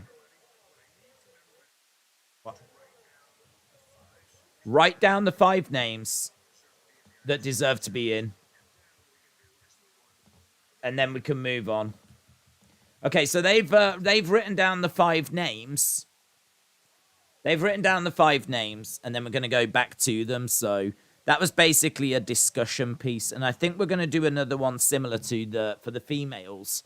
I think we're going to do that later on. So, right, Grayson Waller making his way out. Grayson Waller coming out, and we have gone to commercial break. We're half an hour into this show. What do we think so far? I mean, I thought Indie Roxanne was all right. I didn't think it was amazing. I thought it was all right. I like Dijak's entrance. Think that was pretty fun. Always love seeing Andre Chase and Chase U, so that was great. That conversation piece I thought was a little strange. It felt just a little bit time killery to me. I don't know. I suppose what's nice about it is that if you don't watch NXT, it's a lovely way to just introduce you to a few superstars. So, I suppose, if you watch every week and you know who these people are, then it's kind of like, well, yeah, I know all this. Like, you're sort of telling me stuff that I know. But if you don't watch it every week, that was a nice little recap, actually, of, like, some of the bigger names. So, didn't really do a great deal for me, although, it's always nice to see the legends and kind of nice to see them in that environment as well, sat around a table. I tell you what it made me think. I wish that we could just listen to them talk about some other stuff. Rather than trying to decide the 5 people that I know they've already figured out who's going to be in this match. I'd much rather hear their thoughts on, like, some other bits that are going on in wrestling, They used to do something like that, like a round table thing that's on the network. You can actually get, like, some really good, what was it called? Like, the Legends of Wrestling or something. And it's, like, Dusty Rhodes and Mean Gene Okerlund and Rowdy Roddy Piper. I mean, proper legends. Sat around talking about different subjects. So they might talk about Andre the Giant, and they might talk about the territories, and they might talk about the first WrestleMania, and they'll do a different episode on different things. And it's like they're sitting there smoking, drinking whiskey, reminiscing, telling old road stories. If you get a chance to watch it, check one out. Find a subject that appeals and check it out. And it should be buried away on the network somewhere. Proper old, like when the network first started and there wasn't tons of content on there. That was one of the things that was on there because I believe it came from the 24/7 channel, which I must admit I never quite understood what that was. I don't think we had it here. But I think it was a channel that showed just wrestling 24/7. And they made some like content for it, extra content. And this Legends of Wrestling thing was one of those shows. So they were old episodes of that went onto the network when the network first started. And really good. Honestly, so good. Just hearing a load of legends sat around chatting. It sort of reminded me of that. So I was like, okay, yeah, this is great. But can we move on to like, what do you think about the Attitude Era? What do you think about Ruthless Aggression? What's your thoughts on Roman Reigns? Like, I would much rather hear them talk about the Bloodline rather than, like, just run down a load of people we already know. But, yeah, it was all right. The only current Iranian news was when the players' family were threatened if the players didn't sing. Other than that, there's no news. Zoom Station said this show is lacking oozy. Big Time Baxter said, do you think AEW has gone mainstream or is it still niche? By January, it will have been 4 years of name recognition. I think that it's somewhere in the middle. I don't know that it's mainstream, but, if you used to go up, like, what's mainstream? What is mainstream? I don't know what that means. If you used to go up to someone and ask them about wrestling, just the average person on the street or the average kid at school, like, I feel like they would probably tell you about WWE, and they might talk about The Rock, right? I feel like those names would be mentioned. Would they mention AEW? I don't know. If they're a fan, clearly they would, but you ask, say, 20 random kids at a school, first of all, what are you doing at the school? Yeah, shame on you. But if you was to do that, then it would be interesting to know what responses came back. And I genuinely don't know. I feel like they would get mentioned a few times, like maybe 4 times, something like that. But by and large, you'd get WWE, you'd get Stone Cold maybe, or you'd get Undertaker definitely. You would get, I think you'd get Undertaker mentioned. I think you'd get John Cena mentioned. Would you get Roman mentioned? I don't even know. You might get Sasha or something like that. But are you going to get John Moxley? I don't think so. So are they mainstream? I don't know. It's hard to know what mainstream qualifies as. I mean, for example, you can go into Smith's toy shops here, and there's obviously all the figures. Right, we've got Duke Hudson taking on Grayson Waller, and we got Thea Hale out there. The GOAT, the legend, Thea Hale on the outside. Watching as Grayson Waller is throwing shots to the midsection. Going over to the other side goes Duke Hudson. He explodes out. In this attire, Duke Hudson looks like the new Cassius Ohno. You're giving me Cassius Ohno vibes. Boom. 1, 2. Kick out by Grayson Waller. Kick out by Grayson Waller. He goes out the ring. Again, they're still showing us them chatting away. Shoulder tackle to the midsection by Grayson Waller. Over the top goes Waller. He's trying to pull Duke Hudson down. Duke Hudson trying to reach over to the ropes. Hooking the leg. No joy. No joy. Double axe handle to the back of the heads. So he's over by the ropes. Kick coming in there by Grayson Waller. Back elbow there by Grayson Waller as well. Duke Hudson pushing Grayson Waller back. Shot to the midsection. We got Fallon Henley taking on Kiana James tonight. That's coming up next. Over in the corner goes Duke Hudson. Check the New York Post Twitter account 1 hour ago. Why? What's it say? Is it about the Iranian team? I've just sent you a DM. Okay. Children don't know about AEW because all the children work for them, said Aubrey Edwards, dancing on wrestling's grave.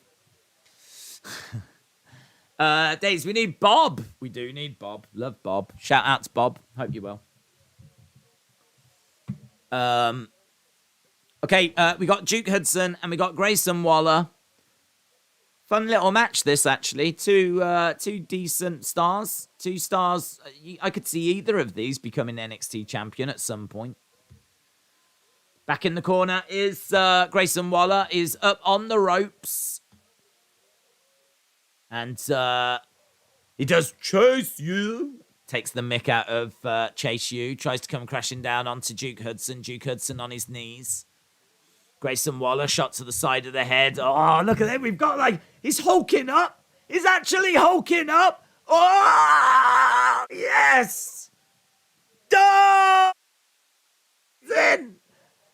Instead of, like, Hogan, where he went, you. He went, you. Oh, God, that's so good. I don't know if Andre Chase has been doing that. I don't remember seeing him doing that. That is so good.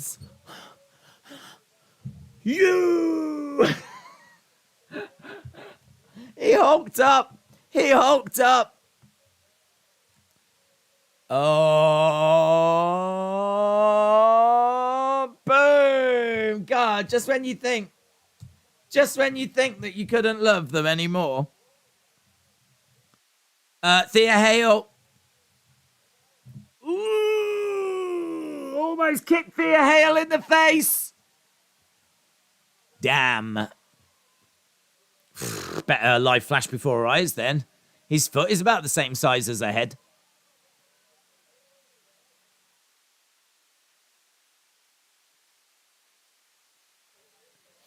Oh, stunner. 1, 2, 3. Damn it. He got in the ring. He got caught. Damn it. Damn it. Oof. Just seen a replay of Thea Hale almost getting kicked in the face. Bob got all the love, but what about Zachary?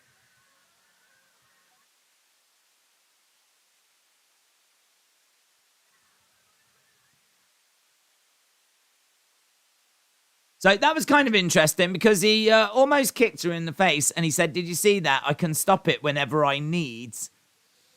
And Andre Chase is like, what do you mean? You can stop it whenever you need, because, of course, he got kicked in the face last week.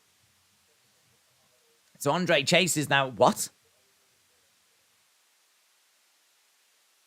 That's interesting. That's interesting.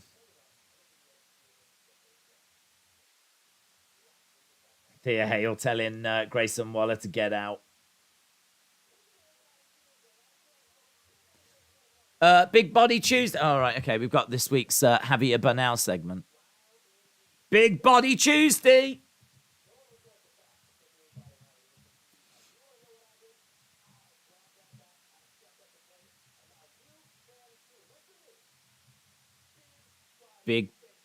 Big body baseball bat.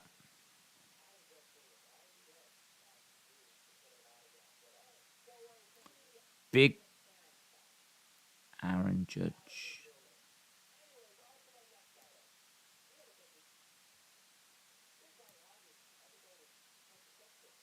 Big Body Harvey is quite the sex symbol. Yeah. Big Body Pillow. I just feel like this, like trying to make him a comedy character is definitely the right way forward, but he needs content that's funny, doesn't he?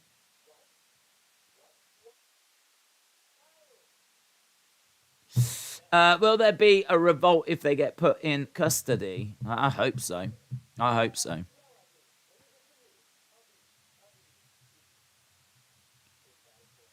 Big Body Cologne. He's got BBC. BBC. BBC. That is, he said, that's my BBC and it smells wonderful. His words, not mine.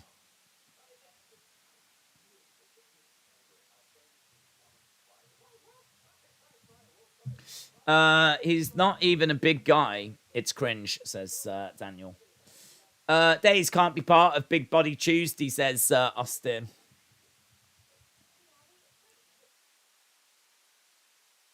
He's got a match with Axiom. Right, here's Kiana James. Oh, yeah, that wasn't brilliant, was it? Right, Kiana James is making her way down. Kiana James, fake Steph. Fake Steph. I wish we had a fake Shane.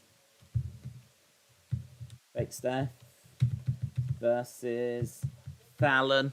Jimmy Fallon. Fake Steph versus Jimmy Fallon. Duke Hudson is perfect in this role. It's brilliant in it. It is brilliant. Duke Hudson in that role, I agree. Perfect. Elimination Chamber, Montreal, February 18th. Be there. Austin would know. He peeps through your window.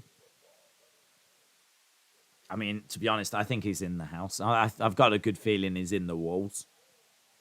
This sucks. I need to wait until Friday for Bray, said Corey. Man said BBC, so cringe. Yeah, there's only one BBC. Fake Steph is hot ASF. Is Fallon. Fallon's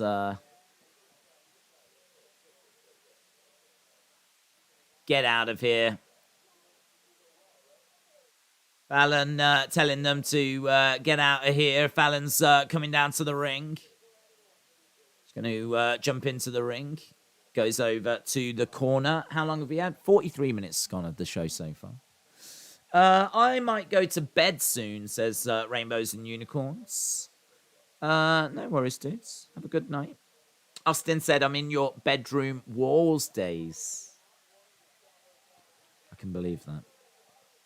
I have thought that for a long time. Against the ropes goes Fallon. Down goes Kiana. Kiana goes over to the ropes. Where have you been, Austin? Where have you been? What have you been doing? Are you safe? Are you in danger? Do you need us to do anything? Don't answer that. But are you all right? Because you know the community is there for you if we need to deal with something. Are you being bullied? Let us know. Let us know. Kojiko says popcorn wasn't always a beloved movie snack. In fact, prior to the Great Depression, movie theaters hated popcorn. Austin is in Daze's nightmares. I mean, we're not even joking at this point. Now it's just turned into like a fact-finding mission. NXT needs a Bray Wyatt character, says Street Fighter Ingrid. Right, we are at commercial break. We're at commercial break. Obviously, when we go back, we'll go back to this match between Fake Steph and Fallon. I need you to rescue me. Be my hero, my love. All right, it's fine. It's fine. That's code for everything's all right. Stuttering Steve said 0 tolerance for bullying. Yep, unless it's me doing it. If I'm doing it, it's fine. If I'm doing it, then it's acceptable, and actually, it's to be applauded. But if anyone else is doing it, then it's appalling, and we need to launch big campaigns to cut it out. No, but where are you? Honestly, all joking aside, is it prison? Is it prison, right? Because there have been some rumours going around. There have been rumours going around that you was seen having a little fiddle down an alleyway, and it got reported, and because it wasn't your first offence, you can't be doing that. I mean, that's the bottom line. You can't be doing that. And as I said, those are just rumours. I don't know if that's true, but you know how people talk, mate. I'm good now, Sonny, says Austin. Okay. Okay, well, I'll take that as a yes. I think WWE might do something with Sammy in Montreal, and I am terrified. Austin has got an inflatable Daze. Well, I did say he was fiddling with something, and that's what I meant he was fiddling with, by the way. For all the kids out there, he's got an inflatable Daze, and he was messing around with it, and it made people very nervous. It was weird. It was reported by Dave and Shawn Ross Sapp. They reported about Austin having a fiddle down an alleyway. Shawn Ross Sapp and Dave Meltzer. That might be because Austin is a legend on this channel. And so, in a roundabout way, he's very connected to the wrestling world. So, I suppose in a roundabout way, it is wrestling news, I suppose. Don't know. Great to have him back, though. Great to have him back. It can't be prison. Well, actually, thinking about that, they do have computers in prison, you know. They do have computers in prison. Is CM Punk still in AEW, or did he leave? Still in AEW. Trey said, I hope you feel better, Austin. I hope you feel better as well, mate. It's tough being in prison. Lots of bad food. I heard Austin is on the run after breaking free from prison, says Sonny. Yep. Going to the outside. Working on the arm of Fallon Henley. I'm outside your window being your bodyguard. I will look out for you, says Irish Rebel. Random stuff going on tonight. I'm only watching to see my wife Nikita, said Marvelin. Marvelin, shout out to you. Right, we've got Kiana James in control. Into the corner. I still don't feel like I got a proper answer as to where Austin's been. He's disappeared for months on end. Maybe even years, I don't know. Time just bleeds into one. Kiana James has got Fallon Henley in the corner. Joe Gacy's character isn't supernatural, says Street Fighter. It's been reported Punk has left AEW, said Samult. AEW fan said, very interesting that Austin disappeared when Uncle Howdy showed up. That's a really good point. When you look at AEW's lifetime, they have beaten Raw in several key demos for younger viewers, but the widest gap is people over 50, where Raw has an extra 500,000 Is WWE their bread and butter? Is WWE their bread and butter? What do you mean? God, I tell you what, Big Time Baxter, you should really just go into like data and analytics. You do love this rating stuff, don't you? You do absolutely love this stuff. I mean, I feel like if you watch WWE when you're young and you watch wrestling when you're young, then I feel like you pretty much stick with it. I think that we're shining examples of that. Like, you get into it when you're young, then you stick with it. I think that you would have a little glimpse at something new, very much like we've done again here. Have a look, see what's happening with AEW. But if it ain't, amazing, oh my God, unmissable, you're not leaving WWE for it. And you might even, not even be that into it. It might just be like, okay, that's their thing. I'm not that bothered. If you've grown up on the WWE style, there's plenty about AEW that ain't going to appeal to you. Do you know what I mean? So, yeah. I sort of feel like WWE have got their audience. They've got their audience, and there's a chunk of it that might be that kind of older demo, that older demographic. But there's plenty of kids that are coming through. You see loads of kids that are into WWE. See loads at the shows and everything, don't you? So, I don't know. It's always hard, like, when they're measuring that. I don't quite know how it's done, to be honest. I was under the impression it was like some homes had a box. You sign up for it, and some homes have a box. And then, like, they basically get, like, I don't know, 1,000 homes, and then they look at that data, and that gives them a good idea of how everyone else works. So I don't think it's an exact science. But, yeah, how accurate it is, I genuinely don't know. But I'm not surprised that an older demo watches WWE. I feel like they're pretty good at, like, trapping you into their product. You sort of, you watch things from the Attitude Era, or you watch The Undertaker, or you watch the, incredible WrestleMania moments. You watch The Rock and everything, and you're just like, you want those moments. And so you tune into the wrestling to watch. You enjoy wrestling.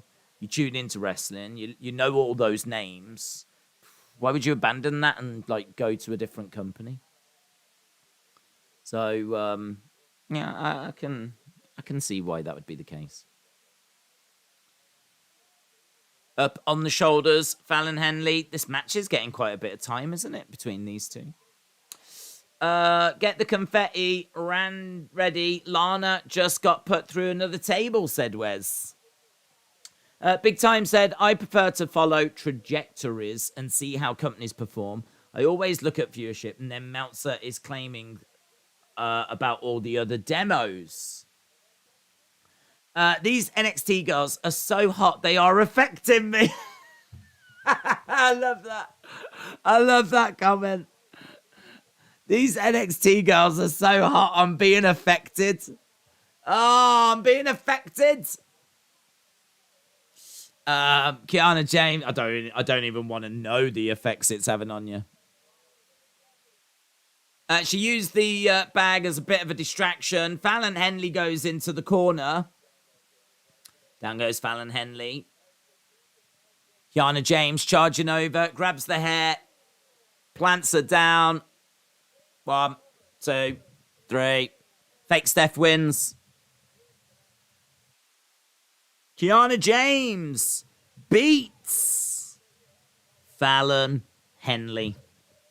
Why aren't the women emotional tonight? Great question. Great question. Backstage, there's the ripped tank top. That sweater meant so much to him. Odyssey Jones, Malik Blade, Idris Enofe.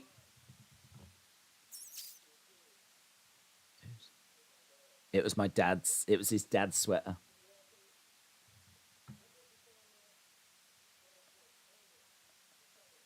He's got a lot of anger inside of him. Used that anger. God, he is shredded, isn't he? He is shredded. Is that Malik Blade?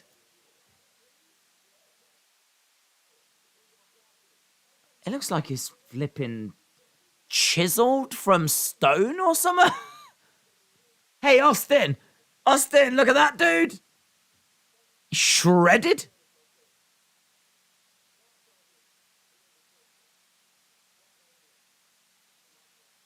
I'm going to end this on my terms.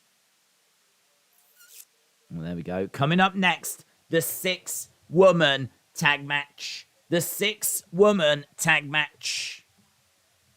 Get ready, simps! Where are you, simps? It's happening! It's happening! Oh, man, so much. I'm so excited for all my simp brothers out there. Simp Brothers Unite! Torn sweater of Idris Enofe. These guys are ripped. Austin said he's sexy. Sexy. Did I miss 6? Yeah, but he'll be back on again later. It wasn't like the most captivating of segments. It was all right. It was all right. Sunny Wolf sounds awesome. I'm going to make a coffee run at the same time. Smurfy Tunes, Simp Squad Unite. Simps assembled. I thought this was the main event. Nope. Simp Nation United. James said SmackDown did 2.1. Rampage 411,000. Do the Bloodline will turn on Sami Uso next year? I think so. Why only the shredded guy looking 4K, said Gabriel. Did anyone else see a clip of Jamie Noble trying to get Tori to hit him with a Bronco Buster today? No. Jordan said, disappointing tonight. What, you're disappointed? What are you disappointed about? Why are you disappointed, mate? Disappointed because Austin's back around. Is that what it is? Is that why you're disappointed?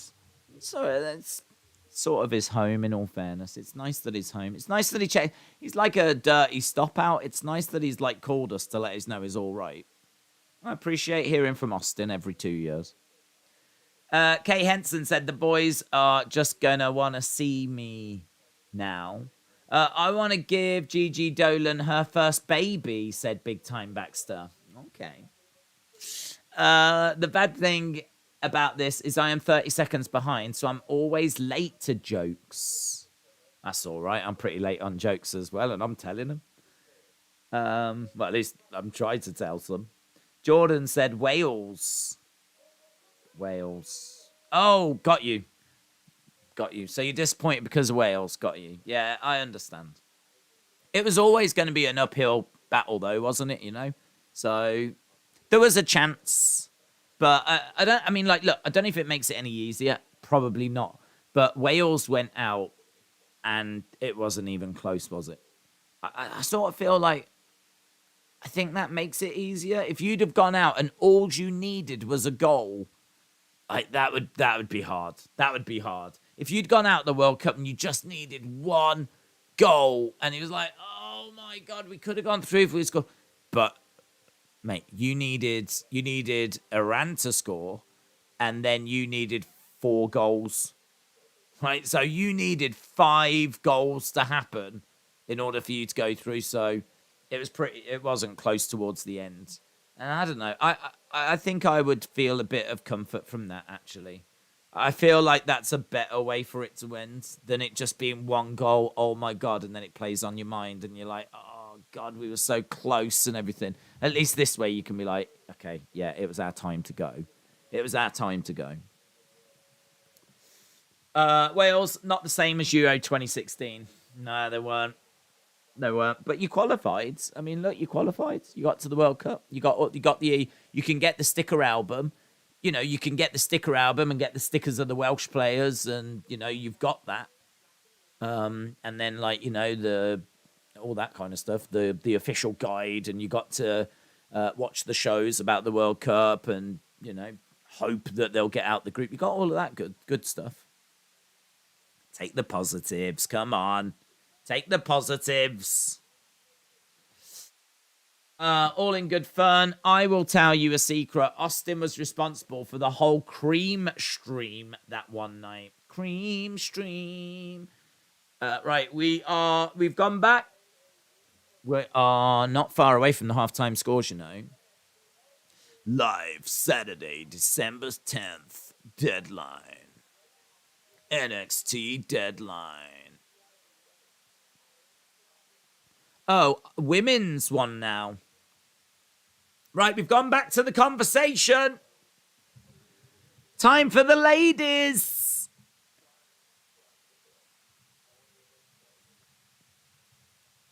Alundra. Roxanne. She calls out Roxanne. Listen, there is something to be said for a legend. I was really interested to know who she was pulling for. When she said about Roxanne Perez becomes goated in my eyes. If Alundra Blayze says you're like the one that she wants to put into that match, goated. Goated. Love that.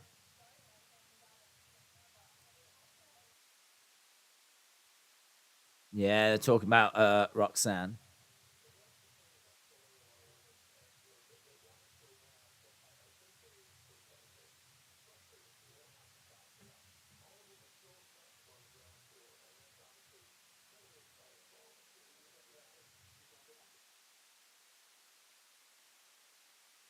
Zoe Stark. You want to talk about the ground floor? Let me tell you who's on the top floor. Zoe Stark.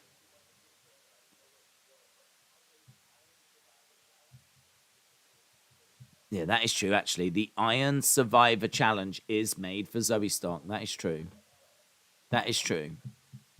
She'd be great in that match.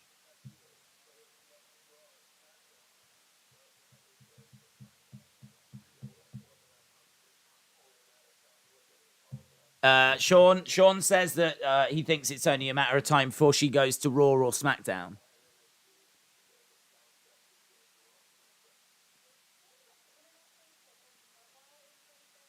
Indy. It seems like the internet thinks Indy Hartwell's ready for a call-up. Road Dogg said there's something missing. Alundra Blayze thinks there's something missing with Indy Hartwell. Dexter. Dexter's missing. The Way are missing.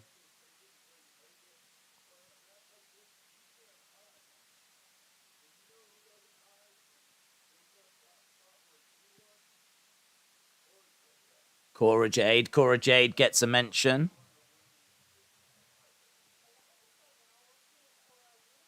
Nikita has got to be in this. Zoe Stark is bad on the mic, said Marveland. The girl she blocked is way better.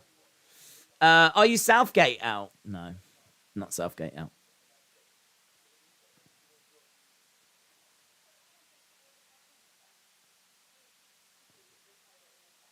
She threw the title in the trash, and now we see Alundra doing it.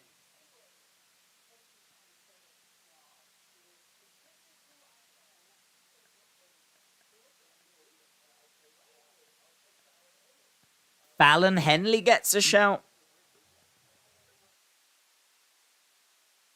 Fallon Henley getting a shout. She just lost the match, though. Roxanne or Cora are surely going to win, said Austin. The Bep Jr. said, my wife, Cora Jade. Kiana gets a mention now. God, we're going through a lot of people here, aren't we? Roxanne Perez, Zoe Stark, Indy Hartwell, Cora Jade, Fallon Henley, Kiana James. These are all the women that have been mentioned. Alba Fire. Alba Fire.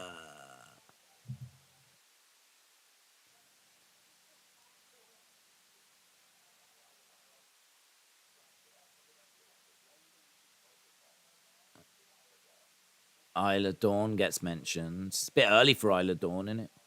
Road Dogg said, I had Alba Fire on my list, but I took her off because I think she's focused right now on one thing, and that is Isla Dawn.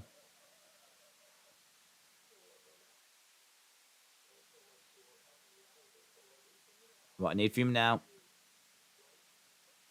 Right. Your final names.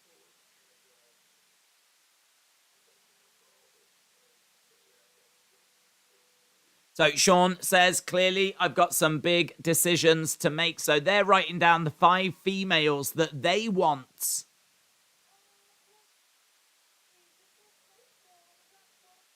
to be included.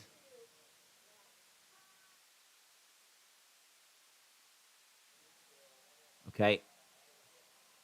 Tag match. Jon Stewart's birthday was yesterday. He is now 60. Daze will explode if Thea's mentioned. Yeah, I would be there and I'd be like,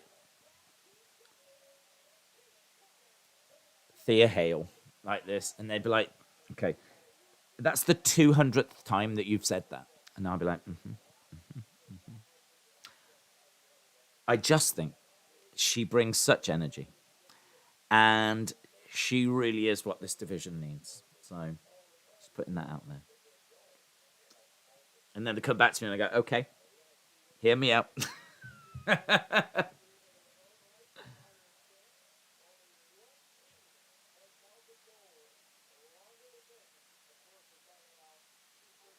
Gigi Dolan. No, I'm only joking. Thea Hale.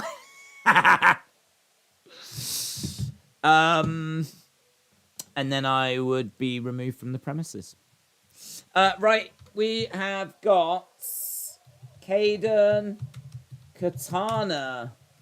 Oh my god! Oh my god! Brawl!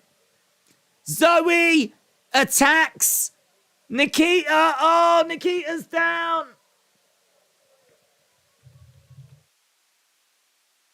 Oh my god! Oh my god! Zoe Stark, Zoe Stark, Zoe Stark, na na na na na na na na na na. Zoe Stark, Zoe Stark, Zoe Stark. Yeah, love it, love it. Beat her up. I want to taste those simp tears. Not Zoe. Oh no. Queen. Not my queen.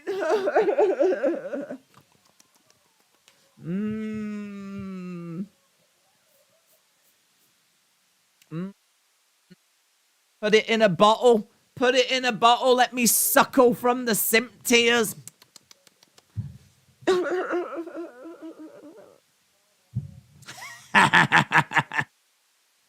Who's this boomer? What's going on?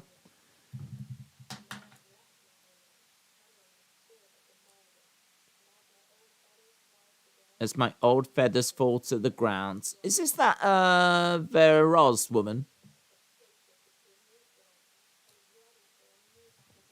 Ready for a new battleground. Oh, Lyra Valkyria is Aoife. Is that her name? Aoife from NXT UK. She used to be in NXT UK, didn't she? Can't remember how you pronounce her name. It's weird, isn't it? Aoife. Something like this. Aoife. Yeah, I remember her.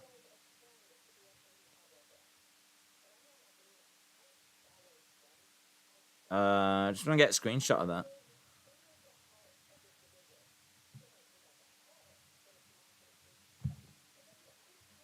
Lyra Valkyria. Jesus. Oh God, what was the name? I've forgotten. Lyra Valkyria. God, where's all the Susans? Jeez. What happened to the Deborahs? Where have the Deborahs gone?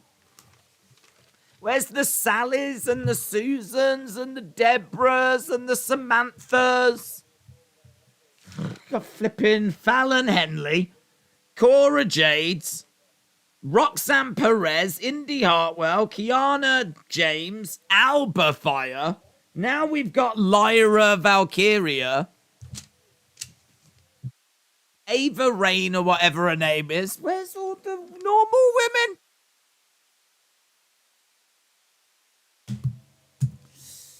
Take to the streets. Thea was robbed. Valk is one of my favorite women's wrestlers, says Jim. More importantly, where have all the cowboys gone? Good question. Here's Axiom.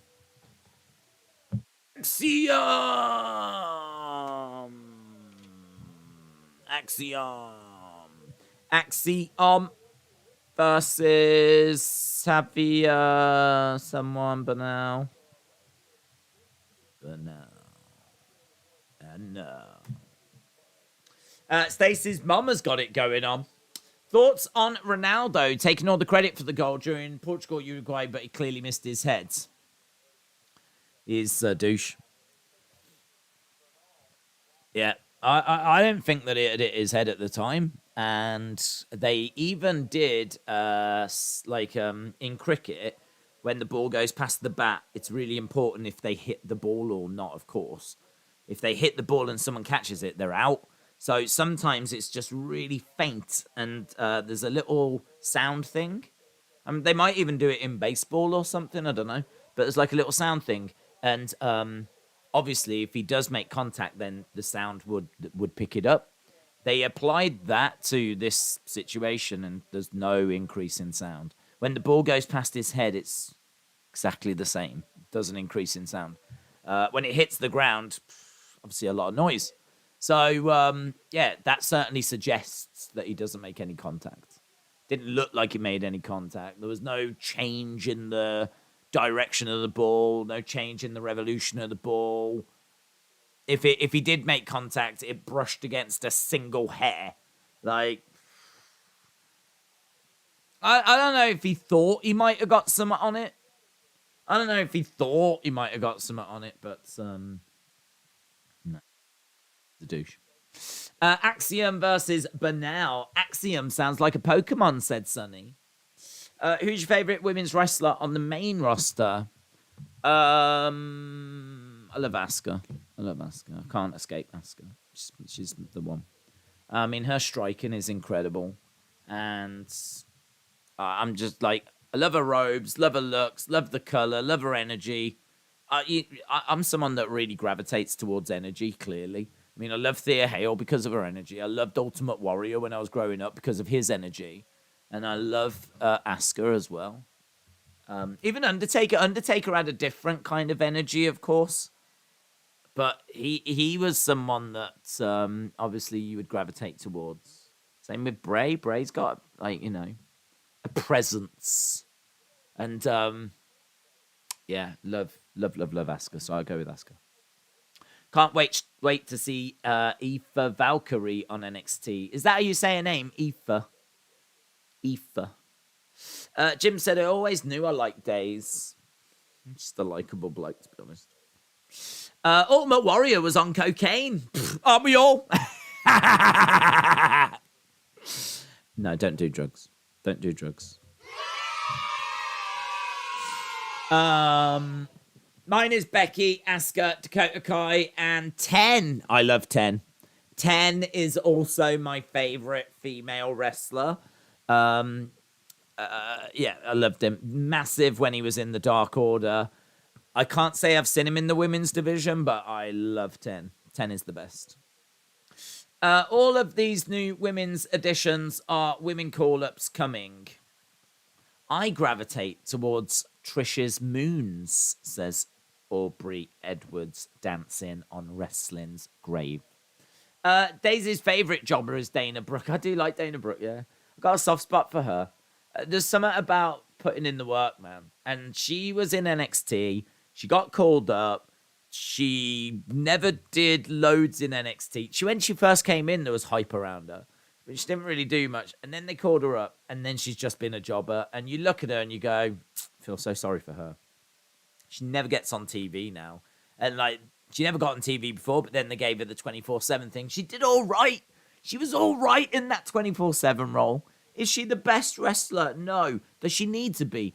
No, she can put others over, but give her something to get her teeth into. Give her some sort of storyline. Give her something to do. Don't just have her turn up and sit in catering. I don't even know if they have a turn up, you know. I don't know what she does. Does she go to every show? I don't know. I do like Dana Brooke, yeah. Do you think NXT needs a supernatural character? No. I'm not a fan of Supernatural. Not a fan of Supernatural. I really loved the Fiend character when he was in the Funhouse, but it's very well documented that when the Fiend went Supernatural, I lost interest. I was not into it. Supernatural stuff in pro wrestling just doesn't do it for me. It's not something that I grew up with, and I just don't like it. For me, like, I don't have an appreciation for it. Like, for me, I love seeing two people battling to be the best. You know, this is why I will defend Ronda, because to me, like, we're talking about two people being in the ring, being legit, that are trying to establish who is the better person. And Ronda can absolutely do that because she really is one of the baddest women on the planet. And Brock can absolutely do that because he's one of the baddest men on the planet. So, you know, that's where I get my enjoyment from. This is why I love Asuka. This is why I love Gunther. Like, I love that. I love those kind of people. I want to see two people in there battling against each other to try and win. And when you do win, it should mean something. You take a definite step forward in your career.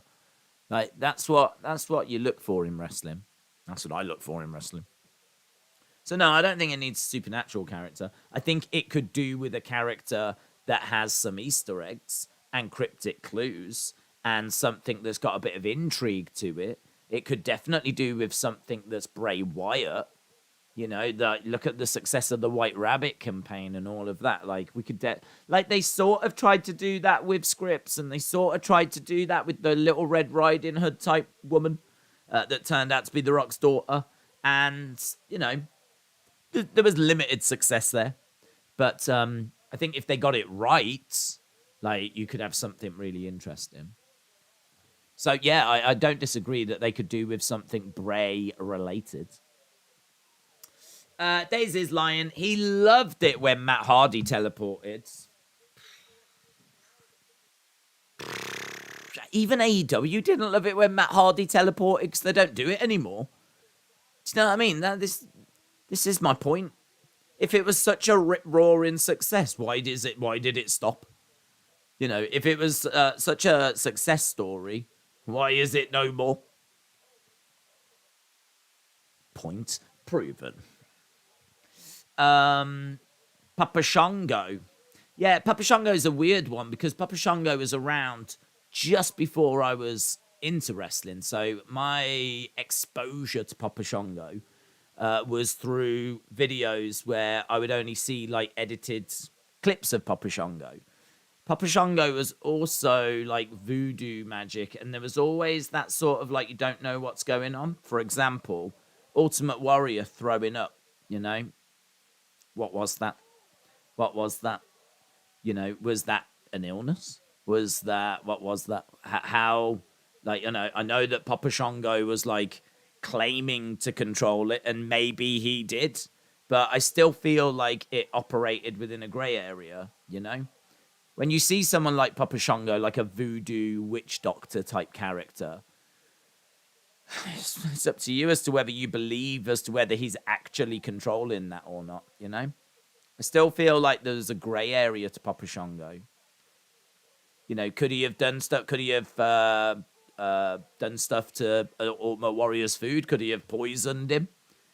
Could he have, like, you know, the black goo that came down his head? Could he have put some in the shower that could have resulted in that? You know, did Ultimate Warrior dye his hair? Perhaps he swapped over for an inferior dye. You might look at that and go, oh, we're just reaching now. I feel like it's reaching even more to say that it was supernatural. So Papa Shango was definitely someone that lent into that. I would never say he didn't. But I don't think that you have to look at it and go, yeah, that was supernatural. Like, it didn't have to be. It operated in a grey area. Pinned there by Axiom. What do you think of the invincible characters like Ultimate Warrior? They, again, not supernatural. They're like people that have got an ability to absorb punishment. They are people that are strong, determined, dig deep. You know, they've got the ability to dig that little bit deeper. It's not supernatural. Right, Axiom gets the win.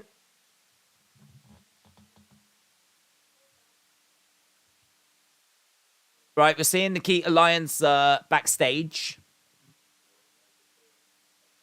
She's medically cleared, so it looks like we're still going to get the looks like we're going to get the match.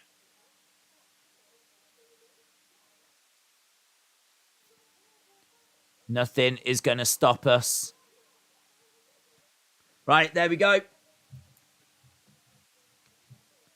So, Nikita is fine. We've got Pretty Deadly as well backstage. Time is it? 20 minutes? Wow. 20 minutes past. We've only got 40 minutes left.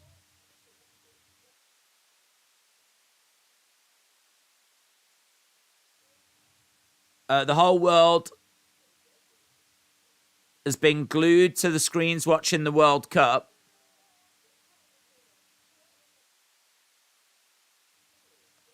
Why don't we tell the NXT universe a little story? I don't know what this is. I don't know what's going on. Here's JD. Is this JD Manamana? I think it might be. Who's he taking on? JD is coming out. The payoff to The Rock's daughter was done well. I agree with that. JD McDonough. Do we know who he's taking on?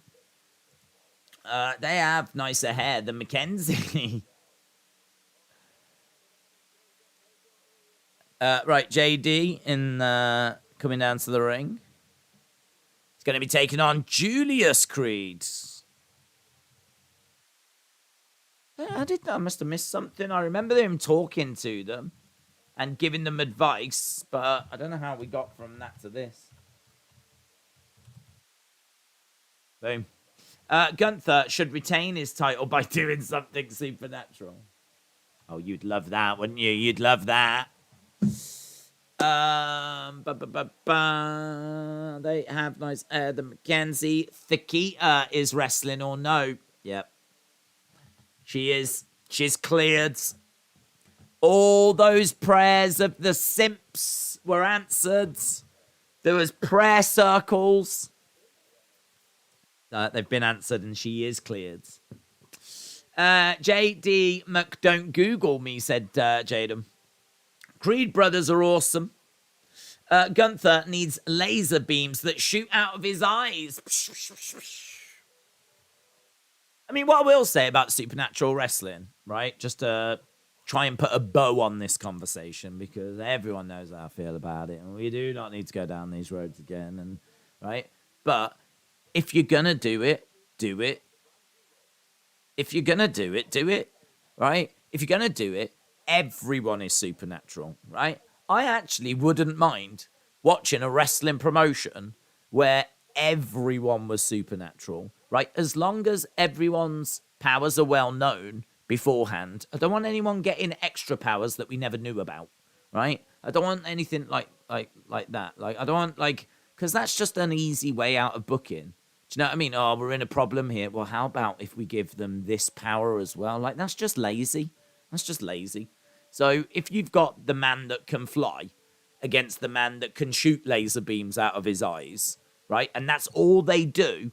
He can fly. He can't do anything else, but he's got the ability to fly. And this one can't do anything else, but all he can do is shoot laser beams. Well, then at least I know where I stand. Do you know what I mean? At least I know what's happening. Don't go giving them then abilities to rewind time and all this, because that's just lazy. You're just using that because you don't know what else to do in this situation. Like, that's lazy, right? Call a spade a spade. So if you had a promotion that was just 20 different guys, right? 20 different guys, they all had a different superpower, and it was about who could use their superpower to gain the advantage and gain the victory. one can fly, one can shoot laser beams, one can turn invisible, one can, I don't know,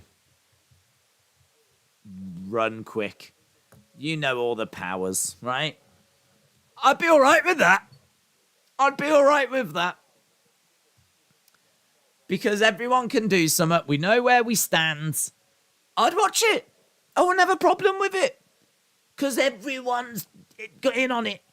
But where you've got a promotion where people are human and normal and everything's normal and, like, you know, the boyhood dreams, and you watch, like, you see kids' pictures of them when they're young dreaming of being superstars and they're human and they're normal, and then we try and put one supernatural character in there, and then we have to watch them all, like, act shocked in the most fake and phony way possible, then I struggle with it. That's when I struggle with it. But this is what might shock people. If there was a whole promotion that was full of that, oh, I wouldn't mind. I'd watch it. I'd watch it. Supernatural pro wrestling. I would watch that if everyone had those powers. Because then it would be interesting, because then when they're in a situation, like maybe the guy that shoots laser beams gets his eyes covered with a mask and that power is, like, disabled momentarily, then you'd be like, oh man, what's he going to do now? And then all of a sudden you can start to tell some stories. Here's Apollo and Bron. They're sitting down. They're going to have something to eat.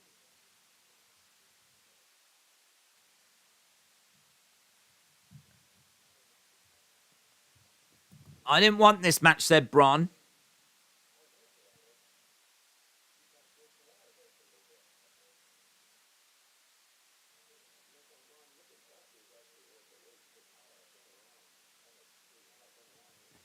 This is interesting.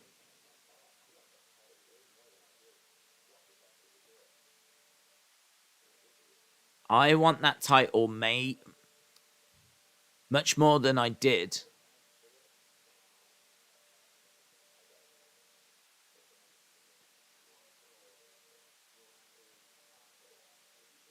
I know I'm still new around here, said Bron. So what we've got right now is Apollo and Bron sitting down for breakfast, talking to each other.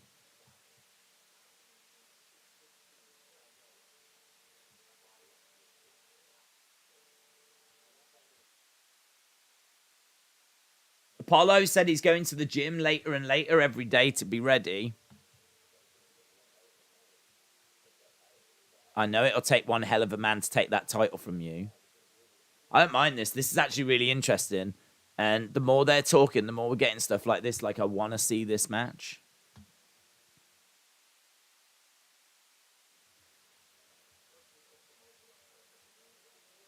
The person that puts the most amount of pressure on me is me. How interesting is this? Seeing them cutting promos on each other over breakfast. Like, they're friends. They're both faces. They've gone for something to eat. This could easily be, you know, backstage. Or it could be in a ring.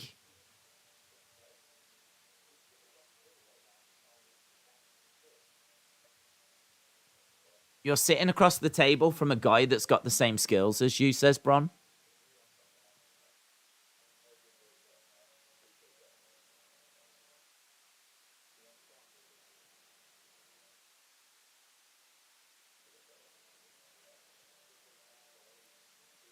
Deadline.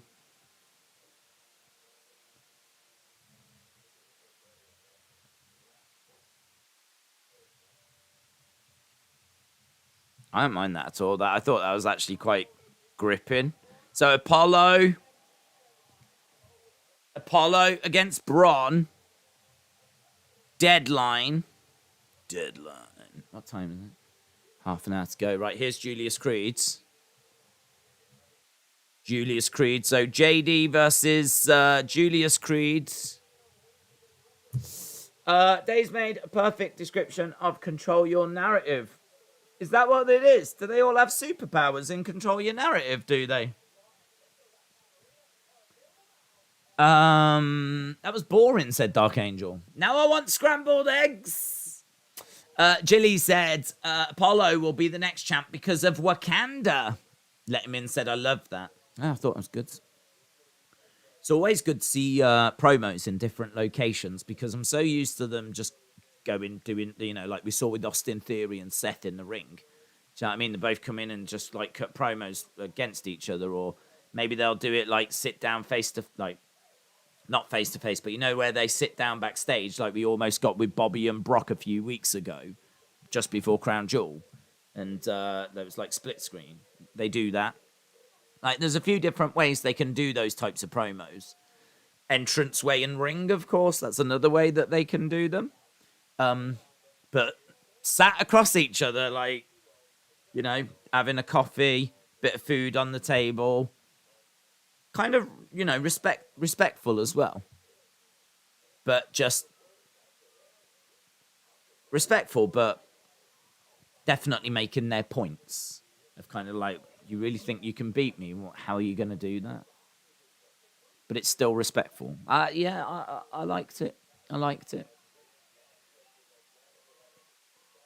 I think NXT does that really well, actually. That's the real strength of NXT, is going to some different locations. Like, they'll go to cafes, they'll go to bars, they'll go to offices, and they'll do, like, these kind of vignettes in different places. So it's more than just the arena, the ring, and backstage, which is really what Raw is. Sometimes we might venture into the car park. That's about it. But like here, we go to different places and just keeps it a little interesting. Braun is going to do some Supernatural. You love it, don't you? You love it. When is Frankie Monet returning? Don't know that she is, to be honest. Sonny said, we don't have Waffle House or IHOP. Actually, the only IHOP is at Niagara Falls, and it's hella expensive. In the ring goes JD is being chased after by Julius. JD knocks Julius down against the ropes, drop kick. And Julius goes flying across the ring to the commentary table. And it looks like we're going to commercial break. Where is Scripps? Great question. Where is Scripps? Scrippity Scripps. Do I get a free Egg McMuffin if one of them wins? Yep, but you have to go to that exact restaurant. McDonald's don't have eggs. They do have Egg McMuffins. Austin said, I do love teasing you about the Supernatural stuff. Yes, ha ha ha ha ha ha. Frankie Monet is back in TNA. Jilly said, this is one of the strengths of NXT in the promos. The kids are always cutting some good and some bad. Austin said, where is XY on Quinn? As if you don't know. As if you don't know. If there's one person on this world that knows where XY Zion Quinn is, it's you.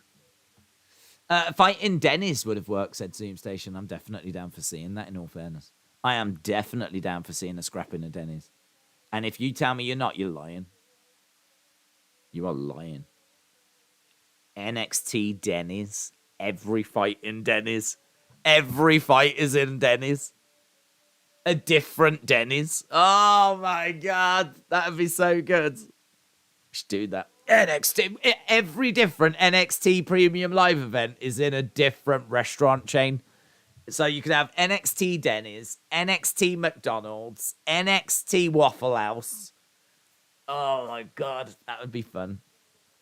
Waffle House food fight. Yes. NXT Olive Garden. Yeah. Fight in Mindy's Bakery. Fire. Love it. I think Scripps lost his visa. Sonny said NXT Timmy's. That would be when we go to Canada. Just for you. If they come over to the UK, it'd be NXT Weatherspoons. So if they come over here, we've got like a chain of pubs. They're doing there. NXT Hooters, says William. I haven't seen William for quite a while, right? We start a new conversation type, boom, is awakening. You just get the feeling that William is like falling asleep, dribbling. Like, little bit of dribble coming down. It's tight. Been at work all day. William works hard, man. But you just get the idea that he's just falling asleep like this. Bit of dribble coming down. He's having a little dream. And then all of a sudden he just hears like my voice with a faint idea. Imagine him wrestling. Imagine if wrestling was in like different food restaurants. NXT Hooters! And that's it. Boom. He wakes up. Done. He was fast asleep, but it went in there, processed. Boom. He was awake. In the room. Excellent work. He's back with it. Always lurking. Welcome to NXT Weatherspoons, where the fights and stabbings are free. Yeah, they wouldn't even need a match card. Don't need a match card. Just literally go to one. So, literally go to one with a camera. So honestly, you got 3 hours of content done. Granted, they won't be NXT superstars. But it'll be people like Big Dave. Big Dave against Big Dave against John Jenkins. Grudge match. Right, Indashir have come down. Just have a little look. Just having a little look, see what's going on. They're fans of JD's. NXT Taco Tuesday. NXT Takeover Wendy's. NXT Chuck E. Cheese would be amazing. NXT White Castle.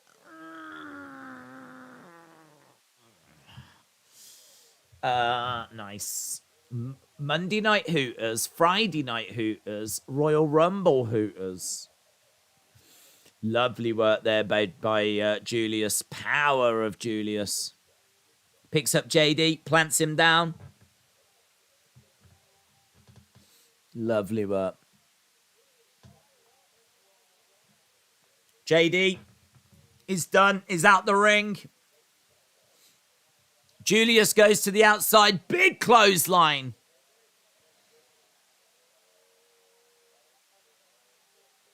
Is holding onto his ribs. JD is trying to crawl away. NXT Blackout. I don't know what Blackout is. Is that a restaurant? Is that a restaurant? Is there a restaurant called Blackout? NXT Red Lobster. Into the corner. Looking for a suplex. Lovely belly to belly. Lovely belly to belly. NXT Dunkin' Donuts would be the best. Bear Claw would be one of the best wrestling food weapons ever, said John. NXT Spearmint Rhino. God, little something for the dads. Little something for the dads. That'd be all right. Imagine if they did that. Imagine if they did a show that was not for kids and it was just for the dads. NXT Spearmint Rhino. NXT, it's like a, lady dancing place. You know, them ladies. They love to dance. Imagine that.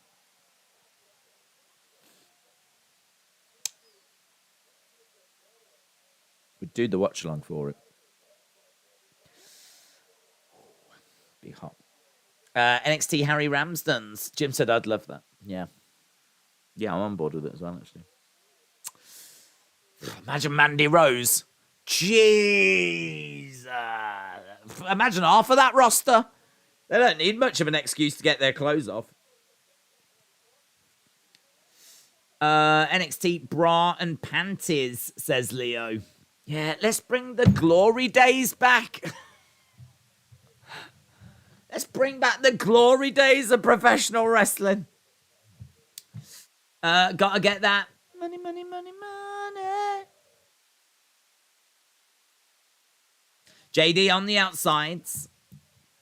Next time WWE goes over to your side of the pond, they should have one in a British bakery. Winner of the match is the one that destroys the most crumpets. It's weird, you know, because like crumpets aren't really a thing you get in a bakery. We do have a bakery that's called Greg's. And they do a lot of sausage rolls. They do a lot of steak bakes, which is like pastry with like steak. Oh!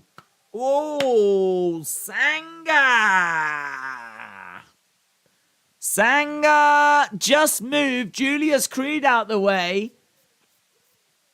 JD hit Sanga. Why did they move him out the way? What is going on? What is this?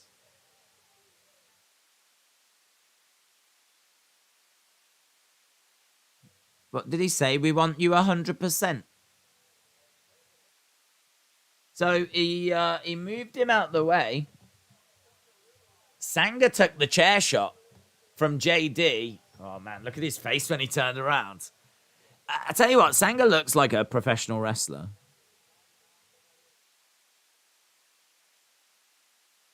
So Sanga moved.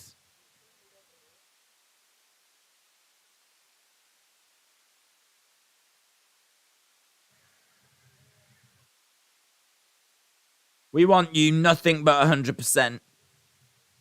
Here's Alba Fire.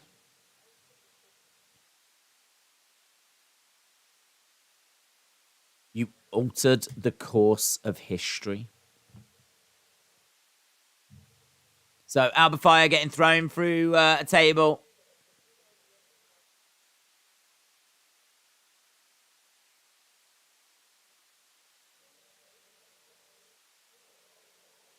Your actions have ignited a fury that you cannot contain.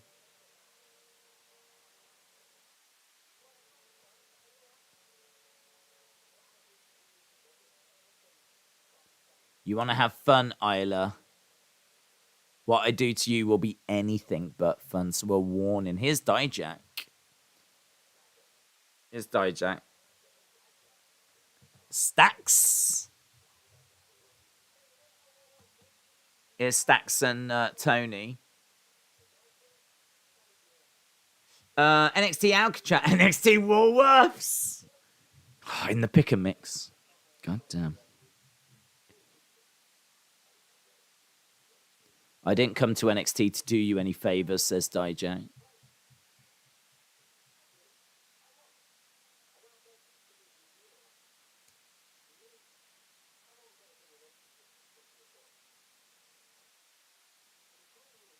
Between you and me. I'm back in business next week, said Tony.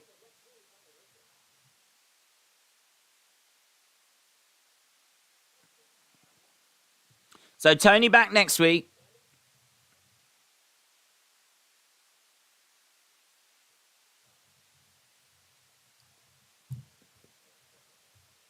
Okay, so there's a bit of an understanding between Tony and Dijak.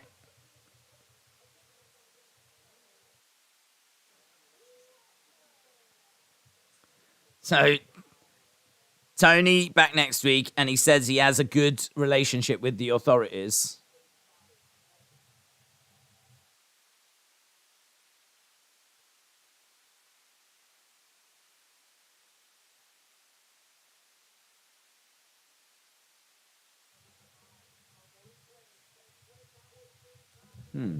NXT Shush Money, where we pay you not to talk, said AEW fam. NXT Times Square, they crashed the ball drop.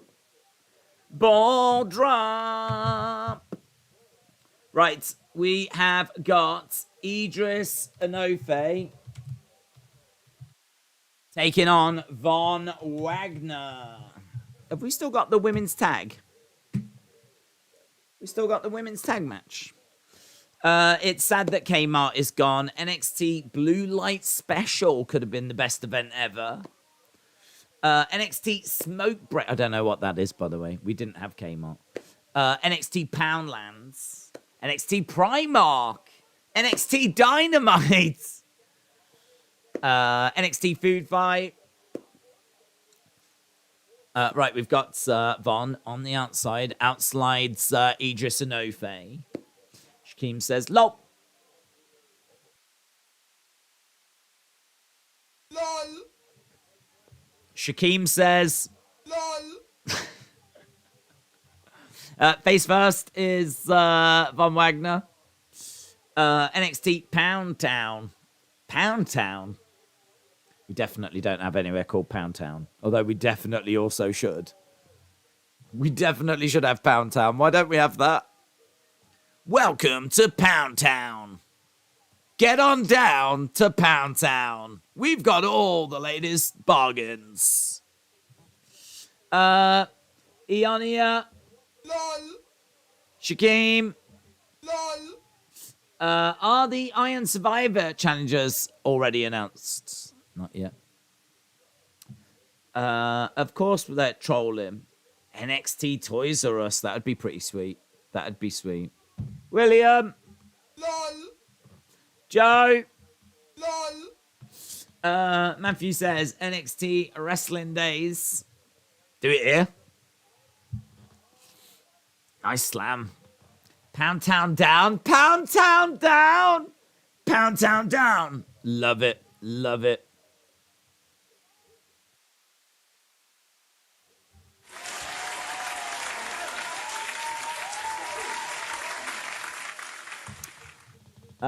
Ian. LOL. NXT Ding Dongs. Okay, Von planting Idris, and Von gets the win. Von gets the win. Von beats Idris. Change that title to Malik Blayze. Oh, is it Blayze? Oh, I thought it was Idris. That shows how much attention I paid.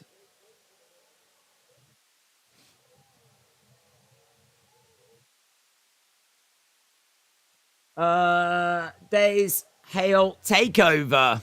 Oh, here's Odyssey Jones, you know. Clothesline by Von. I tell you what, Von against Odyssey Jones would be fun. Clothesline. Over the top goes Von. Is he got a God? Is that a Godfather shirt? Smoke'ems. 1 minute. Wow, that was lengthy. Well, we've got our main event to go through. Here's Shawn.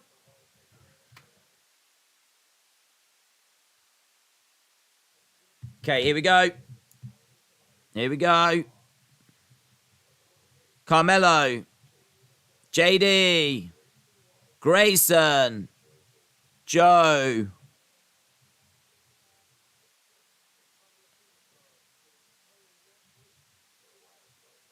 So, next week, wildcard.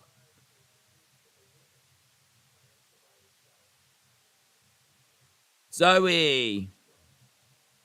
Cora. Roxanne. Kiana. Kiana?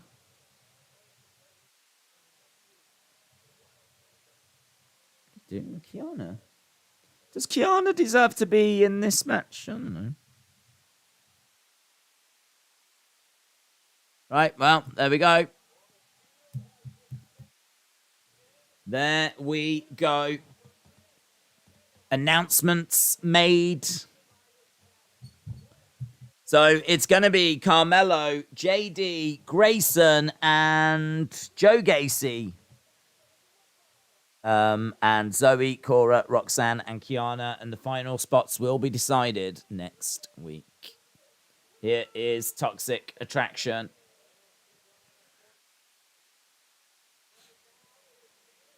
Main event time. We haven't got long, have we, in all fairness? Did they hint at Indy to main roster?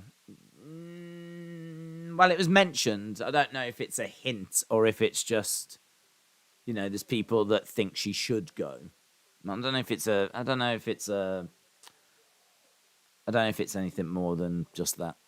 I think they're just trying to build them up. Like, they were really talking about all of the talents and how good they were. They did also say it feels like she's got something missing.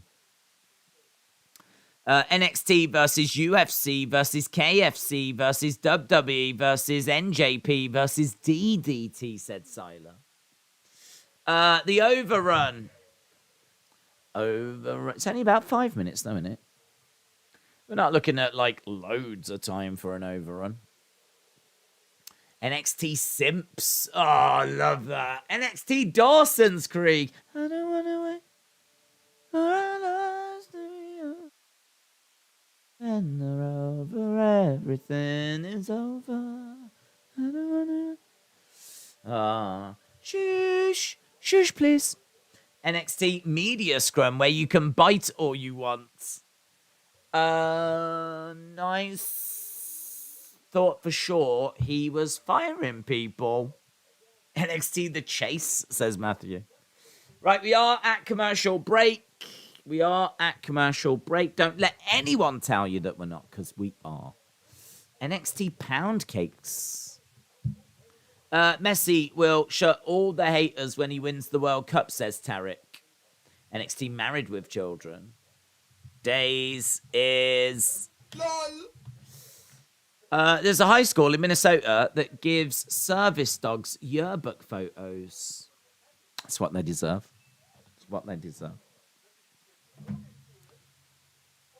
Right. We have got 9 minutes and then a little bit of an overrun. It's been a crazy stream. It's held, though, hasn't it? It has held.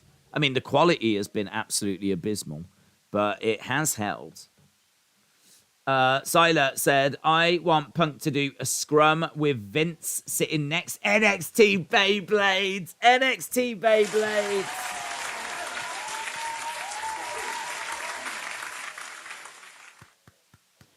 Is there a way that you could put wrestlers in giant Beyblades and actually do that? I mean, like a Beyblade, like, could you imagine if you strap them in and they've got, like, a thing, and then, like, somehow they get spun around?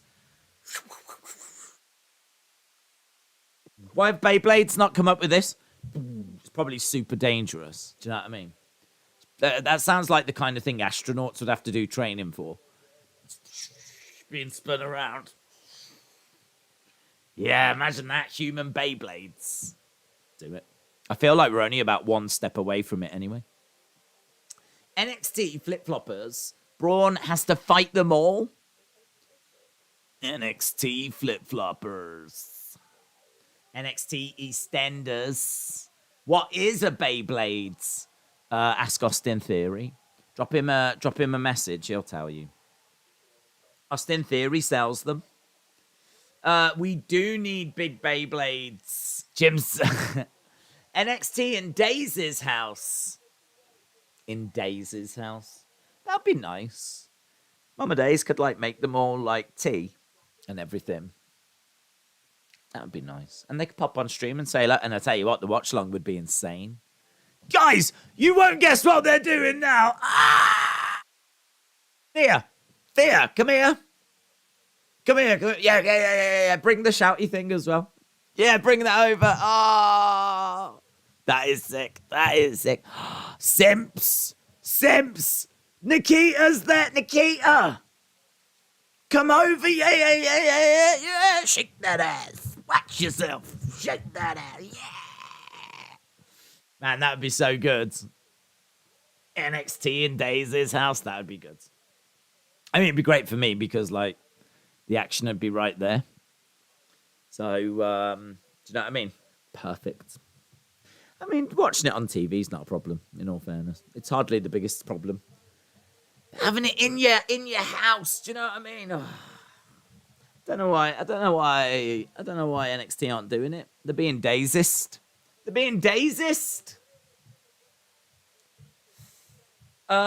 Mitchell. Hope you well, buds. Next week, Iron Survivor Challenge, Triple Threat, Wendy Chu, Fallon Henley, Indy Hartwell. Wendy Chu, Fallon Henley, Indy Hartwell. A real Christmas story is going to be performed next week as well. Also, Von Wagner, Axiom, and Andre Chase. Von Wagner, Axiom, and Andre Chase. So, Toxic Attraction are in the ring. Mitchell, I will get you in a sec, buds. So, I'm just getting some screenshots. They get to do their entrance for a second time. Oh, they just walk out this time. Katana, Caden, and Nikita Lyons. No big entrances this time. They don't do the dancing thing. They just come straight out. Boo. Right, Mitchell said, Bird, sorry I couldn't tune in. I was watching the game with my girlfriend. We should be your girlfriend. Yeah? Favoritism. How awesome was that Pulisic goal? USA moves on, but our next game is going to be tough, and also congratulations to England. Mitchell, really appreciate the support, bud, as always. Good one. Good. I was really pleased for the USA. Yeah, I think you can win that game, you know. I think you could beat the Netherlands. I don't know what's going to happen with Pulisic. It looks like he picked up an injury. Tense towards the end of it. Tense towards the end of that game. Really looked like Iran were knocking on the door. But I think you can get past the Netherlands. I really do. If you put in the same effort that you put in against England, I mean, Netherlands aren't better than England. They're not better than England. So, like, if you can put in that same level of effort that you did, and I'm sure you will, close them down, don't give them any space. Could you win that 1-0? Could you take it to extra time? Could you pip it on penalties? Like, yeah. I really think you could. I really think you could. It will be tough, but I reckon you've got a really good chance in that game. I think you've got a really good chance. I've watched Netherlands 3 times. I've not been impressed. That Gakpo's not good. I like Gakpo that they've got. I think he's a good player. He's at the moment scored 3 goals. He's joint leading goal scorer, but yeah, you can do it. But please remember, we're your new girlfriend now. We're like your girlfriend, but better. Woo to the Netherlands. I'm happy with either USA or Netherlands. Oh, yeah. Are you conflicted? Have you got a preference? Like it's your home country taking on your adopted country? Because you was behind the Netherlands, wasn't you, during the Euros? Kick to the side of the head there by Caden Carter. Winning a game without your heart and soul will be very difficult. That's true. NXT Family Guy. I don't even know how that works. But yes. NXT Wrestling Buddy. Someone should do like a YouTube video with like the wrestling buddies, like stop motion. That could be really cool. You know, like there's some really amazing animators. Imagine the wrestling buddies if someone was to be able to do something with them. Like with like the kind of string stuff and actually like tell some stories with them. That would be amazing. It'd take forever. But it would be amazing. I don't think anyone's done that. It's there, guys. Golden opportunity. If you are a budding animator, if you think that you could put some like string on a wrestling buddy, people love those, you know. Proper nostalgic feels around those wrestling buddies. Someone did a video on that. Big views. Certainly if you made it look good. If you made it look good and it really like, you know what I mean? You did a good job with it. Big views. Because everyone loves wrestling buddies. And if you could do a little story with them and make it look like they're actually moving, yeah, man. Have it. I ain't got time to do it. And I ain't got any wrestling buddies.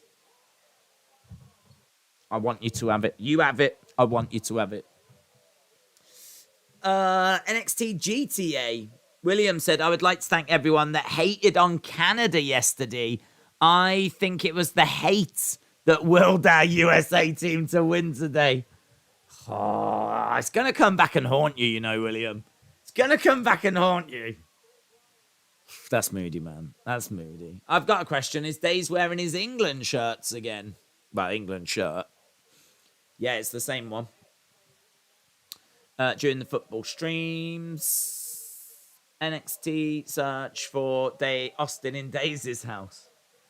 I think the picture-in-picture segments are enough like stop motion, so we don't need it, says John.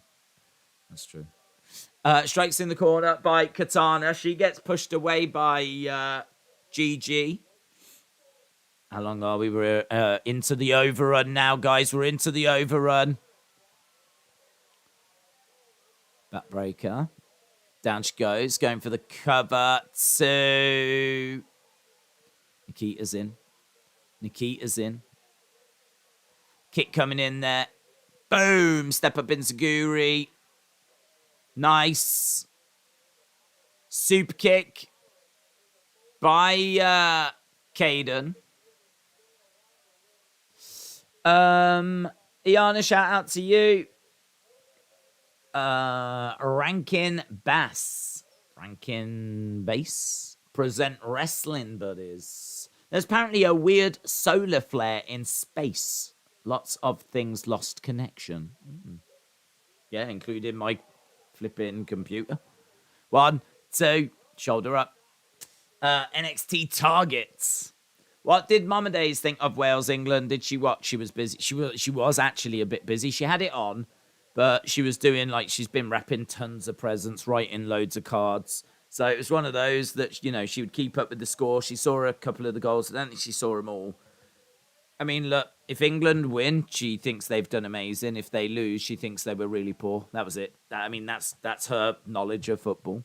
So the fact it was 3-0, she's like, oh, they did really good, didn't they? I mean, honestly, they could have been the worst team in the world. As long as they win, then it's like, oh, yeah, they were really good. Oh, that was so good. But yeah, she was happy with the score. She saw some of the goals, and she knows her stuff though. I mean, like, she knows some of the players. She knows Bellingham's from Stourbridge. She knows about Harry Kane and, you know, Sterling. She likes Saka. She's got, like, she knows her stuff. She does follow it. It's not like she's an idiot. But yeah, she knows it's Sunday. She'll be watching it. But she is an idiot. A Wrestling Daze Wrestling Buddy. That's a great idea. I might put that down next to the Wrestling Daze inflatable. Your mom isn't a crazy sports fan. She doesn't yell at the TV. No, she's not really like that. She might do it if it was like... She might do it if it was tense and important. Like, but today, England were pretty much through. If England needed to lose by 4 goals, otherwise they were out, so... Big shot there by Nikita. Nikita needs to the midsection. So if it was a final, yeah, she would then. She would get, like, drawn into the emotion of it. But, like, for these early ones, she's not like that. I hate that finishing move.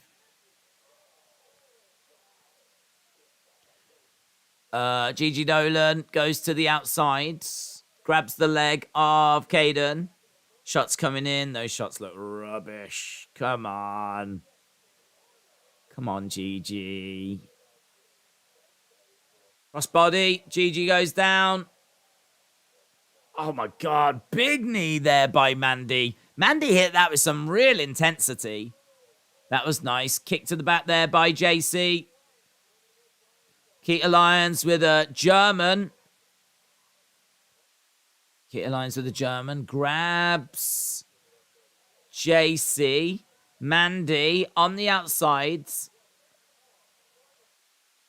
Did she just jump around and landed down? I think she was going for a kick, but her leg failed her. JC Jane knocks down Nikita. In comes Gigi.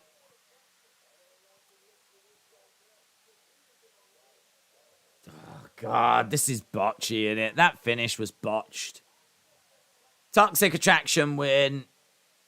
Gigi didn't connect. I think she did eat something. The side of her face is red. I reckon she did actually eat a shot there, you know.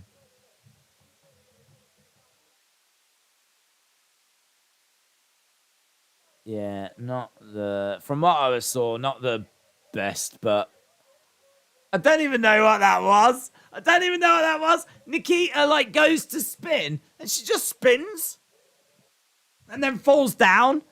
It was as if she was trying to do the kick, but her leg failed her, but it just looked really weird. Yeah, I actually thought this show was pretty good. I thought it was all right. I was entertained throughout, but man, parts of that main event made me go a bit like, yeah. Toxic win. So we start watching them. She's really pleased with herself. My time, says Zoe. My time. We'll do it on my time. And that's the end of the show, my friends. Wendy Chu against Fallon Henley against Indy Hartwell. Wild card match. That'll be good.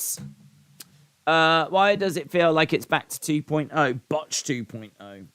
Yeah, she did just botch the end in there a little bit, Gigi. I don't know, though. I feel a bit bad for her because I could see some red on the side of her face, so I reckon she did get hit with something, so... whatevs. That was a bit like Botchamania, says Big Guy. Little bit. Okay, we're done. Guys, really appreciate it. I know that it was laggy, to say the least, at the start of this. I'm so pleased we were able to get through. So pleased that we were able to do the watch-along. I must admit, at the start, I was just like, I'm pretty sure this is going to fail at some point. Because we had so much disruption, but we did get through it, and that's awesome. We are going to be back tomorrow. Obviously, we've got a couple of World Cup matches, and then we've got AEW later on that night, so we're going to be doing that. Wrestling Escape Pod tomorrow as well. That is going to air at 11 on the Wrestling Escape Pod channel. It's already been recorded, so it airs tomorrow at 11. I'm going to do it as a premiere, so that people can be in the chat and watch together and comment together like you like to do, like the community likes to get together.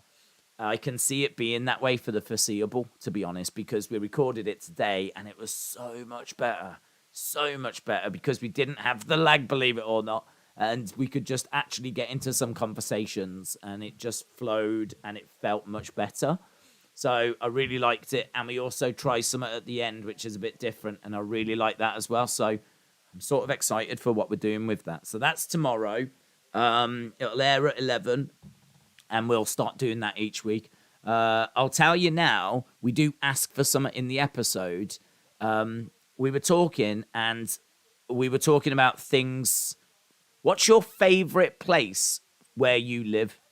So where you live, what's your favorite place to go to, right? I know it's a weird question, but if you watch the episode, it will make sense. And I was saying next week, it would be great if people could send in, like, maybe their picture of their favorite place or a bit of footage of their favorite place where they live. So I want to get clips for next week. So send them in. If you can't actually go there, just tell us what it is. Just tell us what it is. What's your favorite place where you live?